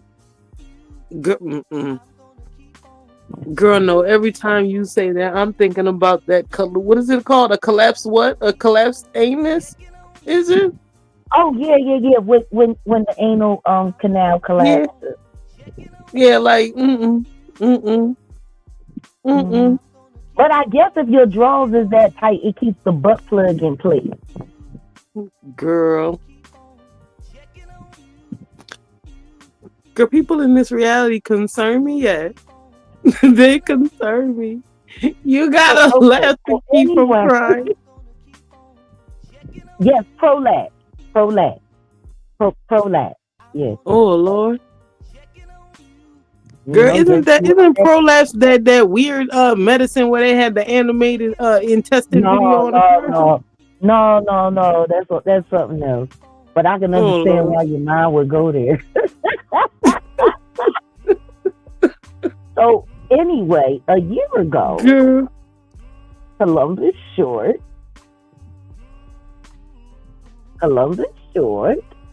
Mm-mm. you know, had his outcry story about the diddler hitting him late night. And now we have Terrence Howard a year later. Mm. So yeah. Okay. So we had Columbus Short 1 year ago. And we have and now we have Terrence Howard this year. Mm. Okay. All right. So we're gonna Didn't continue. Columbus Short's name get dragged through the courts after that? Oh yeah. Mm. Columbus got drugged like a hole about a lot of things. Mm. You know, No. Columbus is very, very interesting because he seems to know a lot of things that he don't like to say. Oh. All right, can we all see this? Mm-hmm. Fair use. We have one light-skinned Akata who outcried about the diddler last year, and now we have another light-skinned Akata. You know, Girl. why do you think that is? What the creative side is? Well, because losing out money, you got to take drugs. You're going through so much shit to try and deal with life. You are literally, it's an unhealthy space. And so eventually you're going to go too far. You know, who knows what happened to Philip? Who knows what he had to do in order to get to where he was at? There's a lot of things that people do that end up sitting and they can't get over it. And they got to keep getting high, hoping to get it out of their head. You know, but when you lose your man card, that's the only thing I can think of. You lose your damn man card. What is that? What do you mean by that? You give up your ability, your right to being a man. A man don't take it, a man gives it. So when you give up that man card, you don't get that back. Are you saying what I think you're saying? Now, I'm saying what I'm saying. You don't get that. Pause. Fair use. Did he just say give up the man card? What he said? He said them boys is over there giving up their card, their identification, girl, their classification, they stamp, girl. Mm-mm. They're giving up. Mm-mm. This is what they saying. That's what they saying, girl. This is what the light-skinned men is saying about the difference. Get that back. You come into this world as a man one time. You give up that right for anything, for fear of being hurt, fear of somebody doing something, for wanting to gain something. When you give up that man card right, you lose some spiritual energy that has always been pushing through. Like if a woman gives up her womanly right of being a mother and taking care of her family and do all those things, when you give up those things, but when you give up your manhood, I've never seen somebody recover from it. That was all the people that went to the puffy parties. That was all the people that did all those things thinking that there was never going to be a consequence for what they were doing. Get punked out and pimped out by some greater desire. You shouldn't have a greater desire than being a man. So I believe that's a big problem with a lot of the actors out there because they get fluid. And next thing you know, once you go fluid, it's gone. You don't have any foundation to pull yourself back from. So maintain your man card. Your cat say he look like a homeless bee harvester. Yeah, I mean, one of the things you're seeing, you went to a whole different place. Sorry. No, I get it. So you see some guys struggling with that. You see Bieber struggling with that. You see some of these guys struggling with that. They can't get it out of their head. They can't get it out of their head. The things that they did, no matter how they did it, whether they were drunk or high or whatever, you gave up your man card. You need therapy. And that's the thing that hurts them the most. And so they end up on drugs, end up every way to try and get rid of any principles there are. And that's what the business does. And the women that trade their bodies to go and get the role, they get to the point where they have their Oscar, they have their money, but they don't have their dream. They don't have the soul that they started with. So it's like achieving don't mean anything. If I get all the Nobel Prizes from doing all of this, but in the process I have to trade out all of my integrity to do it so that they can stay in place, what benefit is that if I lose my integrity? You got to go in as a principal. And what we were brought in here as men. We produce 1,500 sperm per heartbeat for a reason, because the aggression is necessary. You don't trade that in, no matter what. Did you ever have the opportunity where you got invited and you said no to it? Hell yeah. What was the consequences when you said no? Puffy invited me for weeks, asking me to come and teach him how to, wanted me to be his acting coach for a while. Go there and he's sitting around just looking.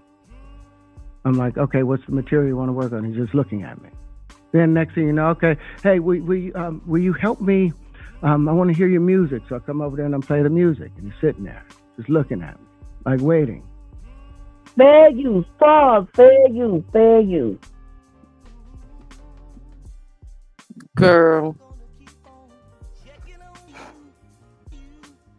Now, Columbus said he called in the middle of the night. He called in the wee hours. Asking for him to just come over. What he saying?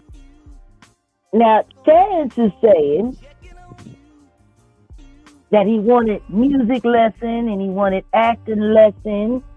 What he saying? Okay. So clearly, Diddy will come up with any excuse to get you close. Okay. We gonna continue. Fair use, fair use. Okay. Girl, wait a minute. And my assistant was like, we are criticizing he wants to everything. hang out with you next week. And I was like, for what? Girl. I think he's trying to fuck you. That's what my assistant said. I was like, oh, okay. Now I get it. So now no more communication. Now you know to be hands off with somebody. A number of producers come in to make the approach, and you threaten to punch them in the mouth, or threaten to knock their head off for talking to you like, or looking at you like you're. Where's the fight video? When you approach a real man threatening about his masculinity, you're going to get a real reaction. Where's the World Star clip? It's a difference when a guy walks in a room and when a man walks into a room. And a man don't take the same things that a guy will accept. So always be the man in the room. And that's always been my whole thing. And I've lost businesses because I don't bend over in that way. I don't compromise. I don't play gay roles. I wonder what happened to don't do that that Iron Man movie. because the man card means everything. Girl. I had no idea we're going to go this direction with the podcast. This is absolute. But listen, we've talked about. I believe that. TBD podcast. These guys, they also have another channel called Valuetainment. They have collaborated with Candace Owens. Matter of fact, they collaborated the night that Trump was, named 47th president-elect, and they have really great marketing strategies. So, you guys make sure that you check out Valuetainment and check out PBD. They are really, really, really big on going after fake news. They're really big on going after fake news. I have to And a lot disagree of when people, he said that he didn't know that the interview was going to turn this way. I got to disagree. Nah, he looked like he be ready for the foolishness to pop off on his channel. And I prefer them to be honest. Like, be like, no, I didn't know he was going to go that way, but shit, I wanted to see. I would love it. listen to me. But, Let him be on. This is his Pierce Morgan impersonation. all right, that's cool. That's fine. He's speaking job interview. I get it. Cool. All right, understandable. Girl, I'm still on Terrence. Girl, first of all, this man said that them people are going up there taking booty cheeks, taking tatas, and then they giving you your pharmaceutical prescription. That way you get over it. Oh no, girl, the foul nature of it all, the treachery, girl, save somebody. We can keep going. I had to get that off my chest. You want to know the part that's getting to me?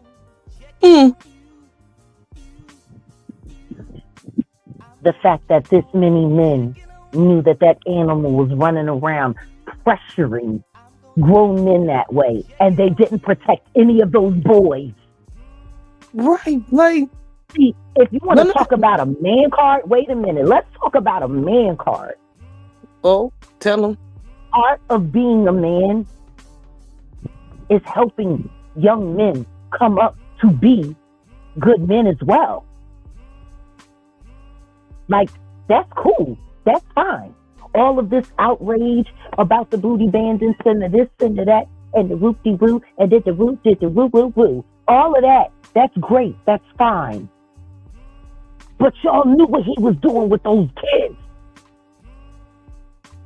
That's what gets me. Everybody keeps coming out, oh, I was there, oh, I saw. What you mean you was there and all you saw? Like, what?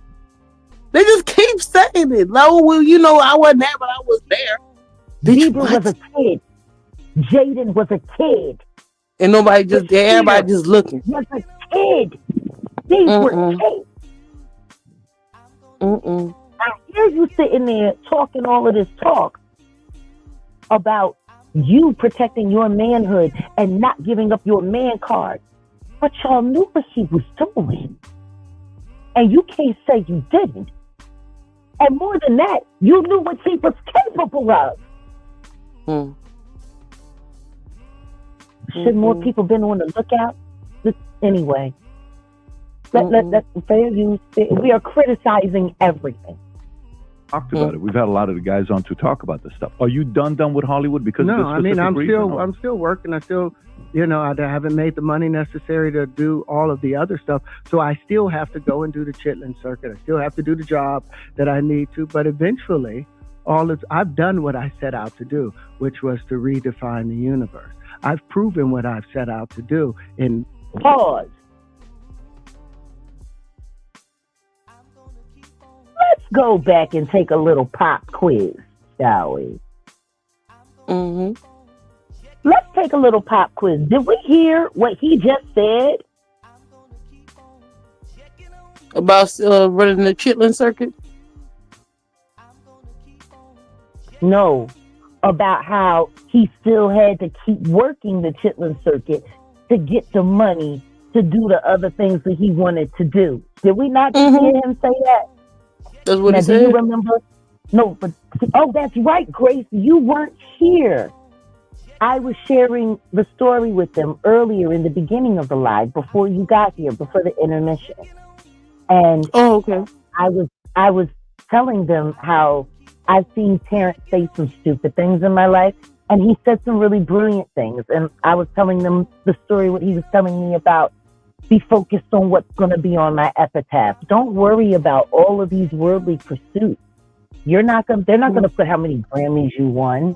They're not going to put Grammy award winning. They're going to put mother, wife, sister. But focus on those things. And he was telling me how he was getting his money and he was done. And he only had 1 or 2 more movies to do. And then the next thing you know, he was going through some stuff. And then he was going through that divorce. And it was looking like his wife was gaslighting him. His white wife that he was married to, who he loved very much, who he didn't want to leave. And all of this and all of that. And next thing you know, he was doing Empire. Now, it sounds like to me that everything that he was saying about Diddy, it looks like everything. Yeah, I know. They stole his patents. They did a lot. But the thing is this. Would all of that stuff have happened? Would all of that stuff have happened if he had just stood up at the right time in history? Like, why is everybody not telling the truth about what's going on? Because it sounds like he knows what was going on, doesn't it? It would sound like to me.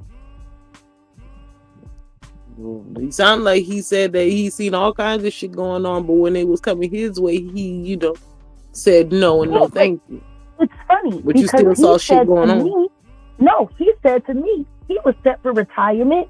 He was good to go. And he was done with Hollywood. And this was that.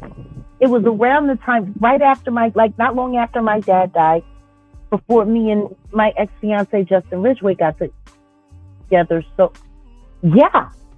This was like 2008, G. This was like 2007, 2008, when he was saying what he said to me about he almost had his money and he was out the game. And he told me, get your money, Jag, and worry about your real life. Don't worry about this. So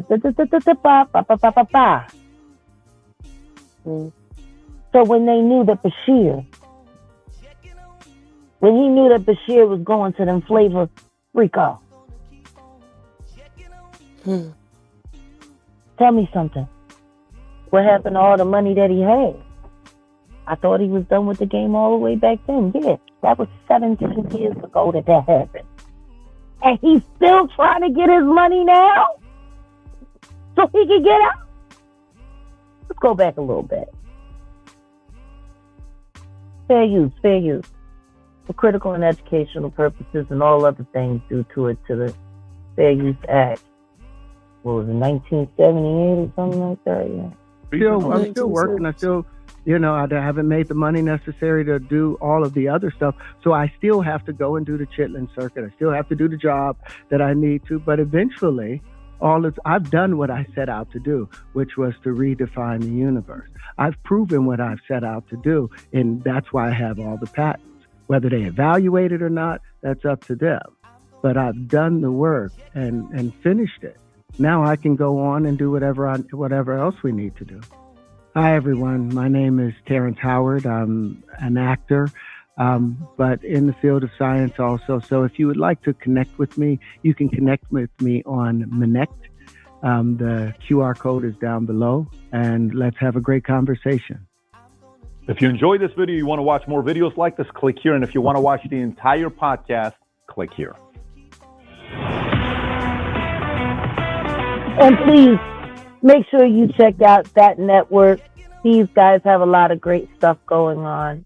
Always very interesting, very informative, but seriously great. Every time somebody wants to just take their money and go ahead on, all kinds of strange things happen. No, but I'm just saying, a year ago, Columbus Short is telling this Diddy survival story.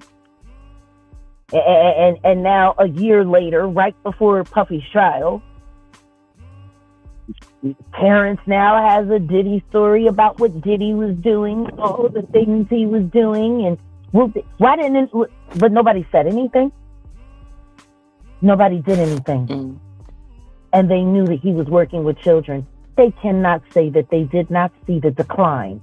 And to sit there and listen to him talk about, and they give up their man card, and then they're on pharmaceuticals, and then they're this, and then they're that, because they gave up their man card. But you played that young man's father on television. And even though you didn't play the best dad on TV, you did play his dad. And you didn't see him going off into dissent. Like, you can say that about people that's in your own contemporary age group. But when you are an older actor and you see younger actors being taken advantage of and things happening and you do absolutely nothing about it, that's why I say I don't have a lot to say regarding him or Taraji. And the sad part is Taraji's a mother. Like, I don't care. If you wouldn't let that happen to your own son, You shouldn't have let it happen to your TV son either. Mm-hmm. Am I wrong? Where is the humanity here? Girl, mm-mm. Where is the humanity They here? wrong. Like, mm-mm. This is a problem. It's a But problem then they want everybody to take their little claims when they come out so seriously. Mm. It pisses me off because I've been sitting out here putting my life on the line, going after these monsters, and then now you want to come out and you got something to say? Now? And salute to Leola Brown and that book that she wrote about her sister-in-law, who was more like a sister Whitney Houston 420. No, but seriously, man. This is all cowardly. Mm-hmm. Because y'all can't sit there and speak up about the evils of the business if you're not willing to sit there and speak up about the evils that the business do to these child stars. Look at Orlando Brown. Mm. And see, this is the dog that I got in this fight because I've been looking out for kids for years in this game. I've been looking out for people for years in this game. Just like this woman's link here on this channel, Black China. Angie, Dr. Angie White, praying for her, praying with her mom because I knew what she was fighting through. I knew what she was trying to get out. Where is all of this when it counts? The only time you got a story to tell is when you're about to promote yourself or promote a film, or like, oh, now all of a sudden you're an activist. Now all of a sudden you care, and all of a sudden, oh, and I stood up for this, and I stood up for that. Cat Williams said it first, and he said it better. He said it better. It's just wild to me. Mm. Because it's disgusting. You want to sit there and talk about integrity and decency and pride, but ain't nobody talking about what happened to the kids on your set. You know, like, I don't know how many times I've seen young kids in the business getting screwed over, and they're working with adults who are technically their co-workers, and whatever the case may be, and so on and so forth.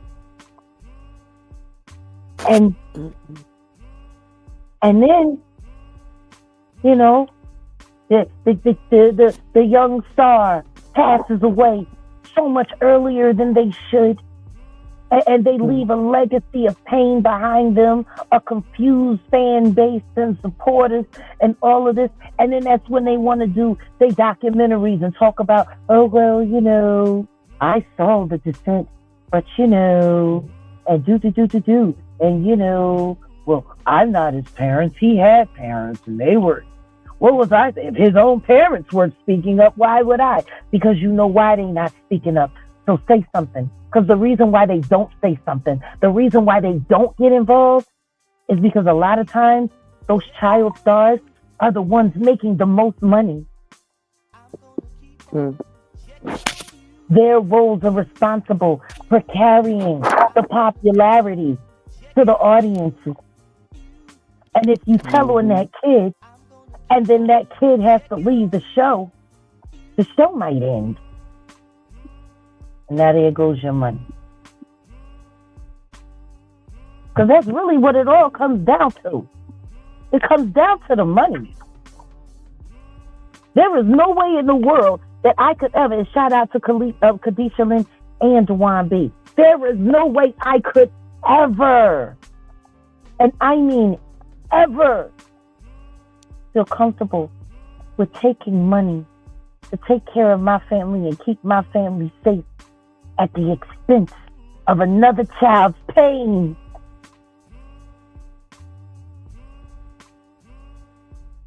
It always leads back to the money. It always leads back to the money.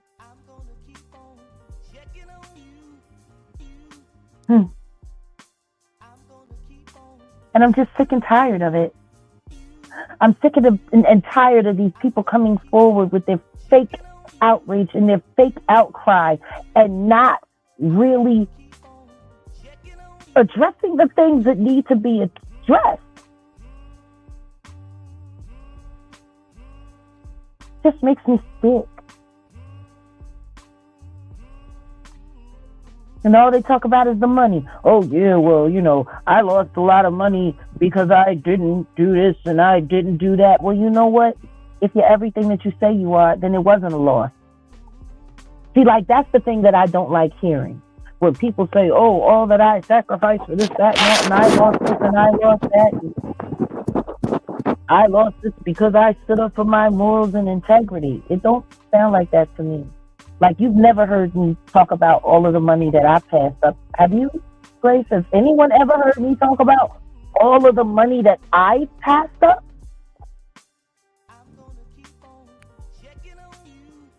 Something must be going on the other side of the property. I'm not used to that silence around here. I've been kind of out of the loop today. No, but seriously though, Grace. Have you ever heard me talk about all of the money the only money that anybody has ever heard me talk about is the money they stole from me. The money that they stole from me is in the millions upon millions. Imagine how much money I turned down. Like, you'll never hear me talk about turning down money. You'll never hear me talk about that. Because I don't consider that a flex. Not at all. Not in any way.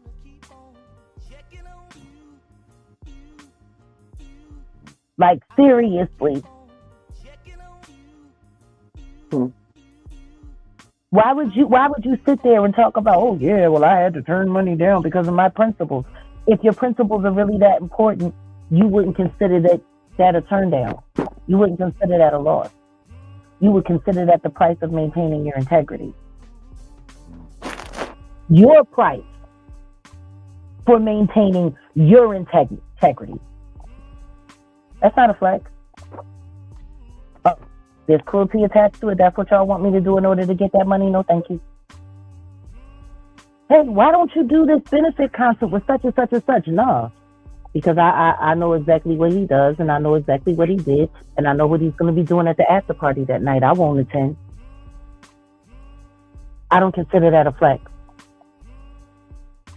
I consider that principle. So, for the simple fact that you got to say, hey, I turned down this and I turned down that. Like, I even got to give it to Kat. Kat didn't sit there and complain about all of the money that he turned down. Like, you don't do that. Not if your principles are valuable to you. See, turning down that money is you being able to maintain your virtue. Mm-hmm.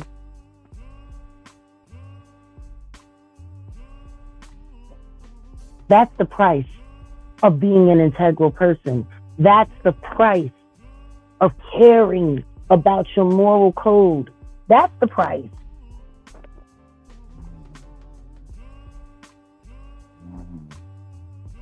And I paid it 1,000,000 times, and I'll pay it 1,000,000 more. But you'll never hear me brag about it. Only money you'll ever hear me talk about is the money they stole from me. And I already know God's going to reward that too. I'm not even worried about it. See, right now, Diddy's where he's at. But I promise you this, he's not going to be lonely for much longer.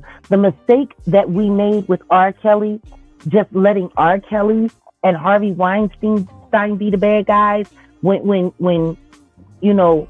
everybody else kept going and the victim making machine kept going on, and we just allowed the acceptable monsters to, catch hell, and then we did nothing about the rest of them. No, that's going to change.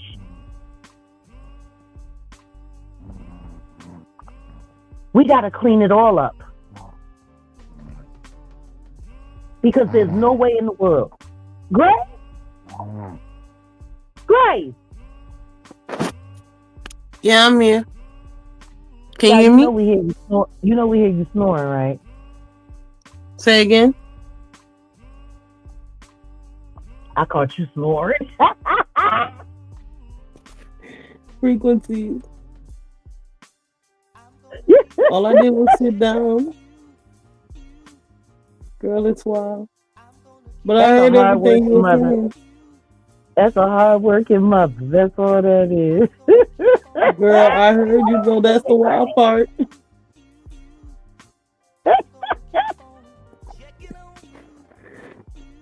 We're not going to be here too much longer. No, I can't think of a better way. Well, no, because this is stuff that apparently you got to tell me and I got to tell you. Here I come, love. You ready? You ready?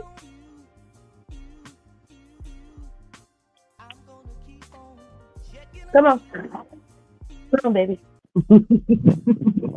Get on in there.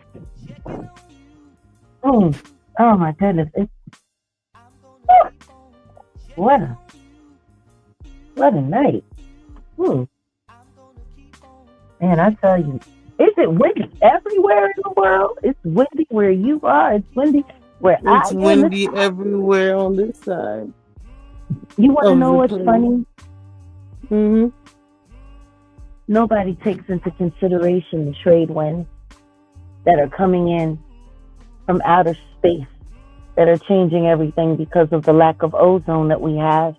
You know, when I was a kid, the ozone layer was quite small, but now it's about the size of Texas or maybe even Alaska. No one's paying attention. Yeah, and a lot of people are having a lot of rainy days.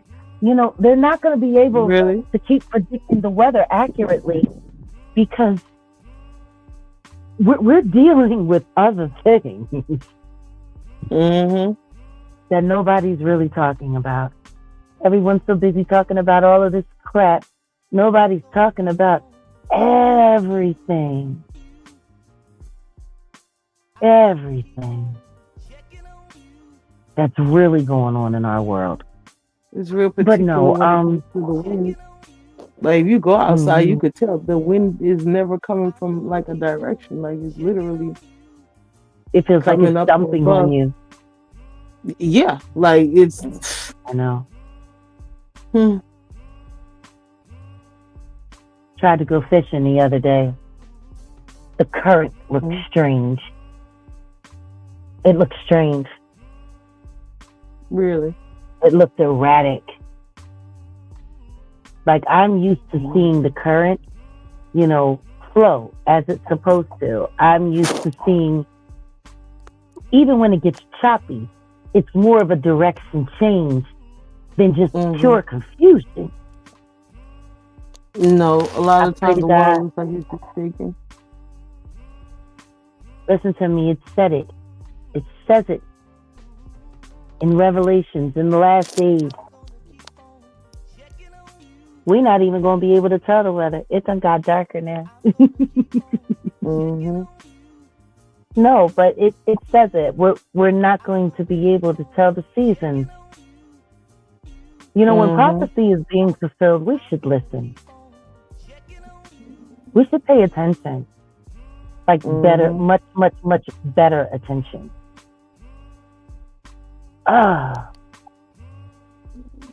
So for me, when it comes to the Terrence Howard, I survived the Diddler story, I think it's stupid, honestly. I think it was just as stupid as Columbus short. And if you guys aren't going to say anything that really matters, and if you're not going to speak up for the other victims that you know are around you, because in my opinion, from what I saw and from what I heard, it sounds like all of these people know exactly what's going on. You know? It sounds like they all know what's going on. A matter of fact, guys, before we go, let's just take a quick poll, shall we? Put a 3 in the chat if after those 2, I survived Diddy outcries from the 2 light-skinned brothers. Because there's some real light-skinned stuff they got going on. Real light-skinned. Real light-skinned. All this gummy bear booty shit. Thank you, Kat. No, but seriously, let's take a little poll, okay? Put a 3 in the chat if our light-skinned brothers, our fair-skinned brothers, sounded like they knew what the diddler was doing all along and did absolutely nothing. Put a 4 in the chat if you think that they thought they were the only people that he approached. Put a 3 in the chat if it sounds like they knew what was going on. It sounds like they know about some Diddy victims. Sounds like they know about some freaking off. Put a 3 in. Oh, look, okay. All right. It's looking like 3. Like I said, put a 4 in the chat if you think that each one of these fair-skinned black brothers thought that it only happened to them. Because see, I had no idea he did this to somebody else is one thing. But saying these stories the way they're saying them and relaying all of this information out loud. Terrence said that even after he turned them down, he had other people that were working in the business trying to reroute him into the diddler's power. So like, what that's is sexual, that? I'm sorry. No, that's actual. That's actual harassment. That's what that would be, wouldn't it? Yeah. Any other business, HR will write you up real quick. They want to get you up out of there. If you have someone that's working in your sphere, working in your stuff, and they're constantly coming after you. Yeah, it sounds like self-preservation, except for one thing. Self-preservation is fine, but it's not self-preservation when other people are suffering from the same thing that you're surviving. That's called cowardice. That's called cowardice. See, surviving something is, I went through a very bad situation and I got away. And that's Jaguar gun. That's my baby gun. Yeah. A lot of time. Sitting the night, I was all the way up, all the way back to the right. Okay. So then we gonna get it tomorrow? Yeah. All right. Definitely gonna get it tomorrow. Let's go. I'm still internet. Okay. Did anybody do anything for dinner? Because I was gonna go grab something for myself. Nobody was doing anything. All right, I'm gonna grab something then. Sorry about that. Other life kicking in. No, but seriously, when you're a survivor of something, that's one thing. But if you're only worried about protecting yourself and you know this person is running around doing this to multiple people, you gotta say something. You gotta say something. And why is it that everyone in our community is so afraid to speak up? Right. They'll be quick to call somebody out their name, but when it's time to stand for courage, all of a sudden everybody got to be at work in the morning, and they can't stay.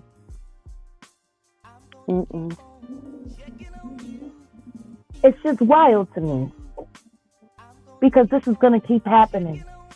But when I think about everything that we experience, everything that Blacks experience in the slave culture, how many families had to get used to the idea of abuse How many husbands got used to their wives being taken? How many wives were used to their husbands being humiliated and broken and torn to pieces? And guess what? People said nothing. They said nothing because of what? Because they was afraid of the boss man. They was afraid of master. How doesn't it sound like, I'm just sorry, it just sounds like the entertainment industry as a whole, it sounds like that still. Mm-hmm. Is it just me? There's a lot of, laboring going on up here with these elites and shit. And it's really just a damn shame. Like, Everybody's afraid to speak. Everybody knows what's going on. Can't nobody say nothing, or else they won't be able to survive. They won't be able to live. And those who come out and say something, their lives are over, and they're going to be destroyed, and they're going to be trashed, and everyone is going to learn, you better not be like them, because you're going to turn out just like them. Look at what happens to me. Like, seriously, look at what happens to me. Look at what telling the truth has done. I'm not allowed to be in love and be happy. I'm not allowed to be able to have my family united under one roof without it being torn apart. I'm not allowed to have a successful career. I'm not allowed to have a successful company. I'm not allowed to be anything other than something for people to lie on and make fun of for money. Like, really? Because that's what they do. No, because that's what they do. When you don't go their way, they try to make sure you can't ever have no kind of life. And that's why they get mad, because I still dare to have one. I'm not going to let nobody take away my right to live. It's sad that I have to do things so differently, but the truth is self-serving cowardice. But the thing is no matter what's going on, no matter what I walk away from, no matter what I'm forced to leave behind, no matter, yes, unsubscribe from all the misinformation.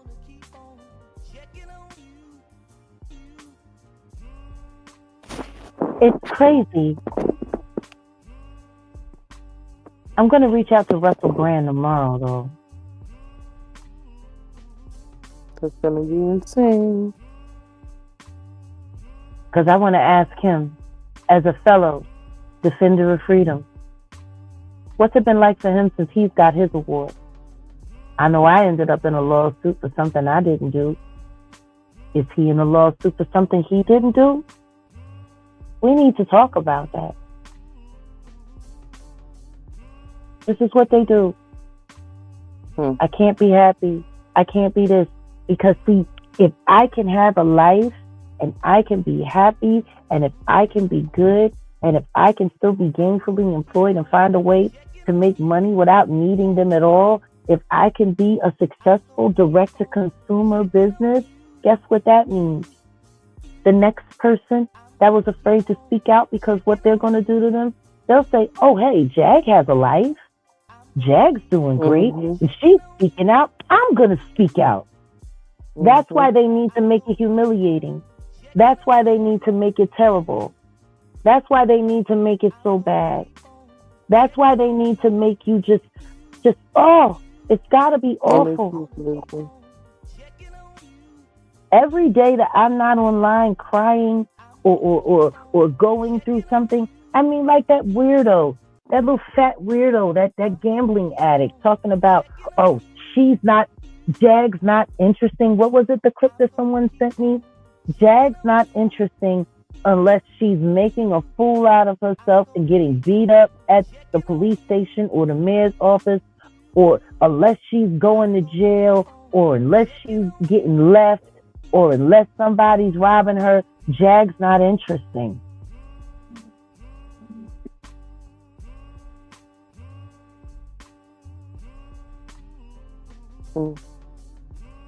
I don't watch her unless bad things are happening to her, because that's the only time I like Jag, is when she's being tormented, is when she's being gaslit, is when she's being destroyed, is when she doesn't have anyone, when we can chase another spouse or lover off. That's the only time we're interested. How many times can we attack her chat? How many times can we destroy her life? How many times can we, like, that's it? I'd have more respect for them if they were homeless, begging for change. That's the only time I'm interesting, is when you're torturing me, or at least trying to. That's the only time I'm interesting. Is when I'm being beaten by police for trying to report crimes that nobody wanted to admit was happening. That's the only time I'm interesting. Interesting. My. How illuminating.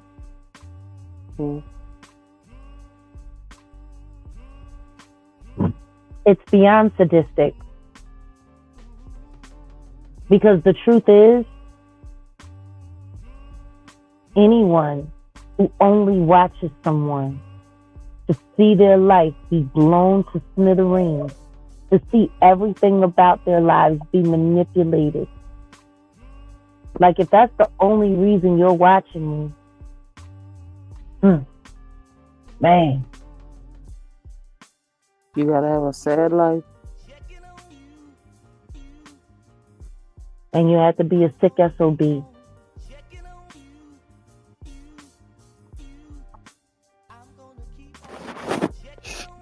Oh, well, the person that thinks like that is Andre Turner Jr. I'm not going to sit there and look at a screen and listen to her unless she's getting arrested, unless she's getting beat up by the cops, unless she's going to jail. Now, when she goes to jail, oh, yeah, I'll be watching. Since when did it get so popular for black people to wish other black people in jail and think it's cute? Since when?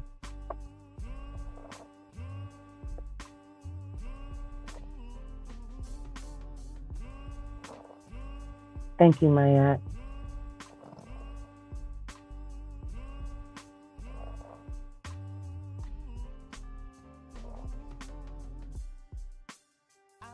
Thank you, Mayat. No, seriously. That's what's going on YouTube? A bunch of psycho sadists who are looking to destroy another person's life for entertainment. Bald-headed, for entertainment. For entertainment. Kind of reminds me of the song that I played at the intermission before you got here, the lyrics. Look at me, I'm famous. Look at me, I'm a star. Look at me, I'm spectacular. Can't you see I'm going far? Look at me, I'm a winner. Look at me, I'm so high. Oblivious to my surroundings as I watch this life pass me by. Running away from the sun. Running for one more trip around the sun. Yes, and it's all done with malicious intent. Especially considering that most of, if not all, of what they say about me are lies. Exactly, look at me. That's what these weirdos want. They want someone to look at them, and that's what they call entertainment. Computer red. Kill them all until they're dead. Put another bullet in their head. We call it entertainment instead. Computer red. Get them high. Keep them high. Hang them till they're dead. Put another chemical in their head. And call it entertainment instead. I'll be cooking soon. Trust me. There's going to be new cooking content coming. Unfortunately, I had to switch up my studios. I had to change some things. But I'm telling you, it's coming. It's coming. So, but I might be able to put up some recipes because I do have some cooking to do, which is going to be a lot of fun. So, and salute. And don't forget to hit all relevant links that you see pop up in this chat, because we only drop relevant links in this chat. But in closing, I just wanted to say that when you see people coming forward, dropping these so-called bombs, I wish people would ask them more questions. How long did you know he was a predator? How long did you know? How many children did you see him around? You know what I mean? Like, they say these things and, oh, Diddy did this and Diddy did that, but what else did Diddy do? You were around them. Look at them together in this picture. They look cool. Who would have ever thought? Who would have ever thought that in a picture like this, where these two brothers just kicking it together, who would have ever thought that all of that sexual harassment was going on in the backdrop? Look at the way they're smiling. They say a picture say 1,000 words. That one don't say, please get away from me and don't ever try me again. I'm just saying. You don't look like you're that appalled by the things that he do in this picture. That's for sure. Y'all look quite cozy. Like you even smiling.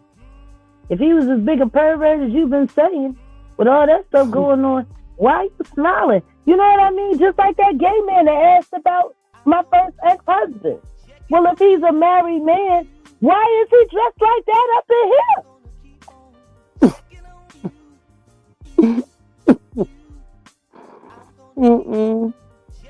I gotta ask Terrence the same question. If the diddler was that bad, why you look so cool with him here? I ain't got no pictures with Diddy. None.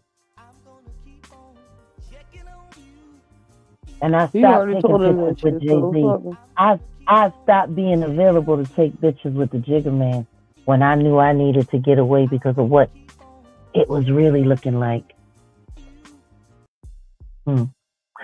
I got to get back to my book too. I got to get back to all of my writings, but especially the Woodshed. It's time to get back to the unredacted version of that, and I need to just lay it all out. You know, people are asking questions about, oh, why didn't you have anything bad to say about Jay-Z in your book? Well, you should ask Stream Hampton, the same person who worked on Surviving R. Kelly, who was the ghost editor of that book, who kept bringing things back, saying what I needed to take out and what I needed to change because they weren't going to let me publish it if I didn't do it. And what I was really worried about was getting the message to the artists who read the book, not exposing people. That's why it wasn't said back then. I redacted a lot of things. As a matter of fact, I was quiet about it until 2022, which was about 10 years after my book came out, almost 10 years after my book came out. So yeah, I don't know why people don't understand the intimidation that comes along with speaking out. For instance, Terrence giving me all of that advice that he gave me 17 years ago, to not even being able to take it himself and to still be trying to get the money that he said he almost had 17 years ago. You know, it's the repetitive cycle of falling down. No matter how high you rise, they find a way to make you fall down. And meanwhile, all of the kids, Bashir, Justin Bieber, Jaden Smith, Willow Smith, the kids, the grown kids, like Orlando Brown,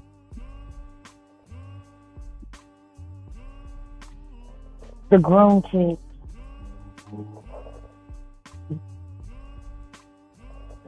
There's a few other names I would love to mention right now, but unfortunately, I gotta be careful. Still, it's getting safer to come outside, but we still have to be careful. Because until we can guarantee when the government can swoop down, there are people who still need to be protected. Guys, please don't forget. Pray for a survivor. Pray for a victim. Pray for a hero. Because apparently, they're in just as much danger as the victim. Grace, do you have any final words on any of it?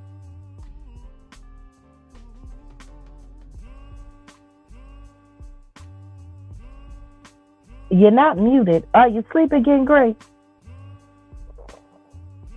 Grace? Can you hear me? Y'all, I think Grace is out. You know, some people say that my voice can be soothing and that it could put people to sleep. I hope that's what I've done for my Grace. I hope so. Y'all, this is Grace, the first time falling asleep on a live. Let's give her a round of applause.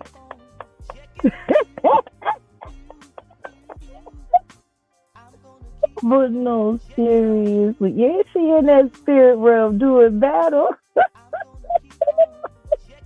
I love it. No, but seriously though, guys. We're going to see more and more ridiculous things coming forward. We are. We're going to hear more people saying a lot of nothing and not enough people saying something. Leading into these next 4 weeks, going into the jury submission for picking the jury, I want y'all to remember, we need to pray that the jurors that are chosen are not swayed by what they've seen all of these months, because they've done so much damage on social media. Who knows what any juror could possibly believe? And I pray that even though they're working so hard to suppress my voice and my reach right now, I'm praying that there's still people that are listening, that come over here and that listen. Please listen. Please have an unbiased ear. These people are dangerous, and they need to be taken off the street.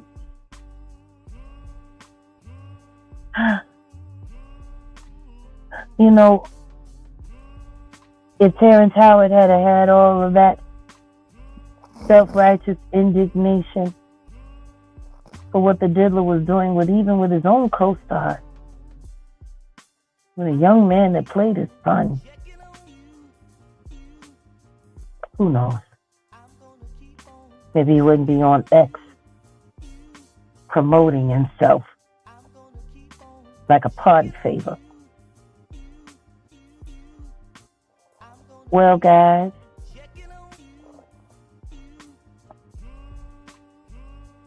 and check up on your strong friends too. Well, on that note, my name is Jaguar Wright, and my very sleepy co-host, Grace. We send all our best to all of you. In the words of Grace, keep your vibrations high, children, and know that you are loved and you are cherished. And also know this, that no matter what anyone says, what's real is real, and can't nobody make you unknow what you know. Peace, y'all.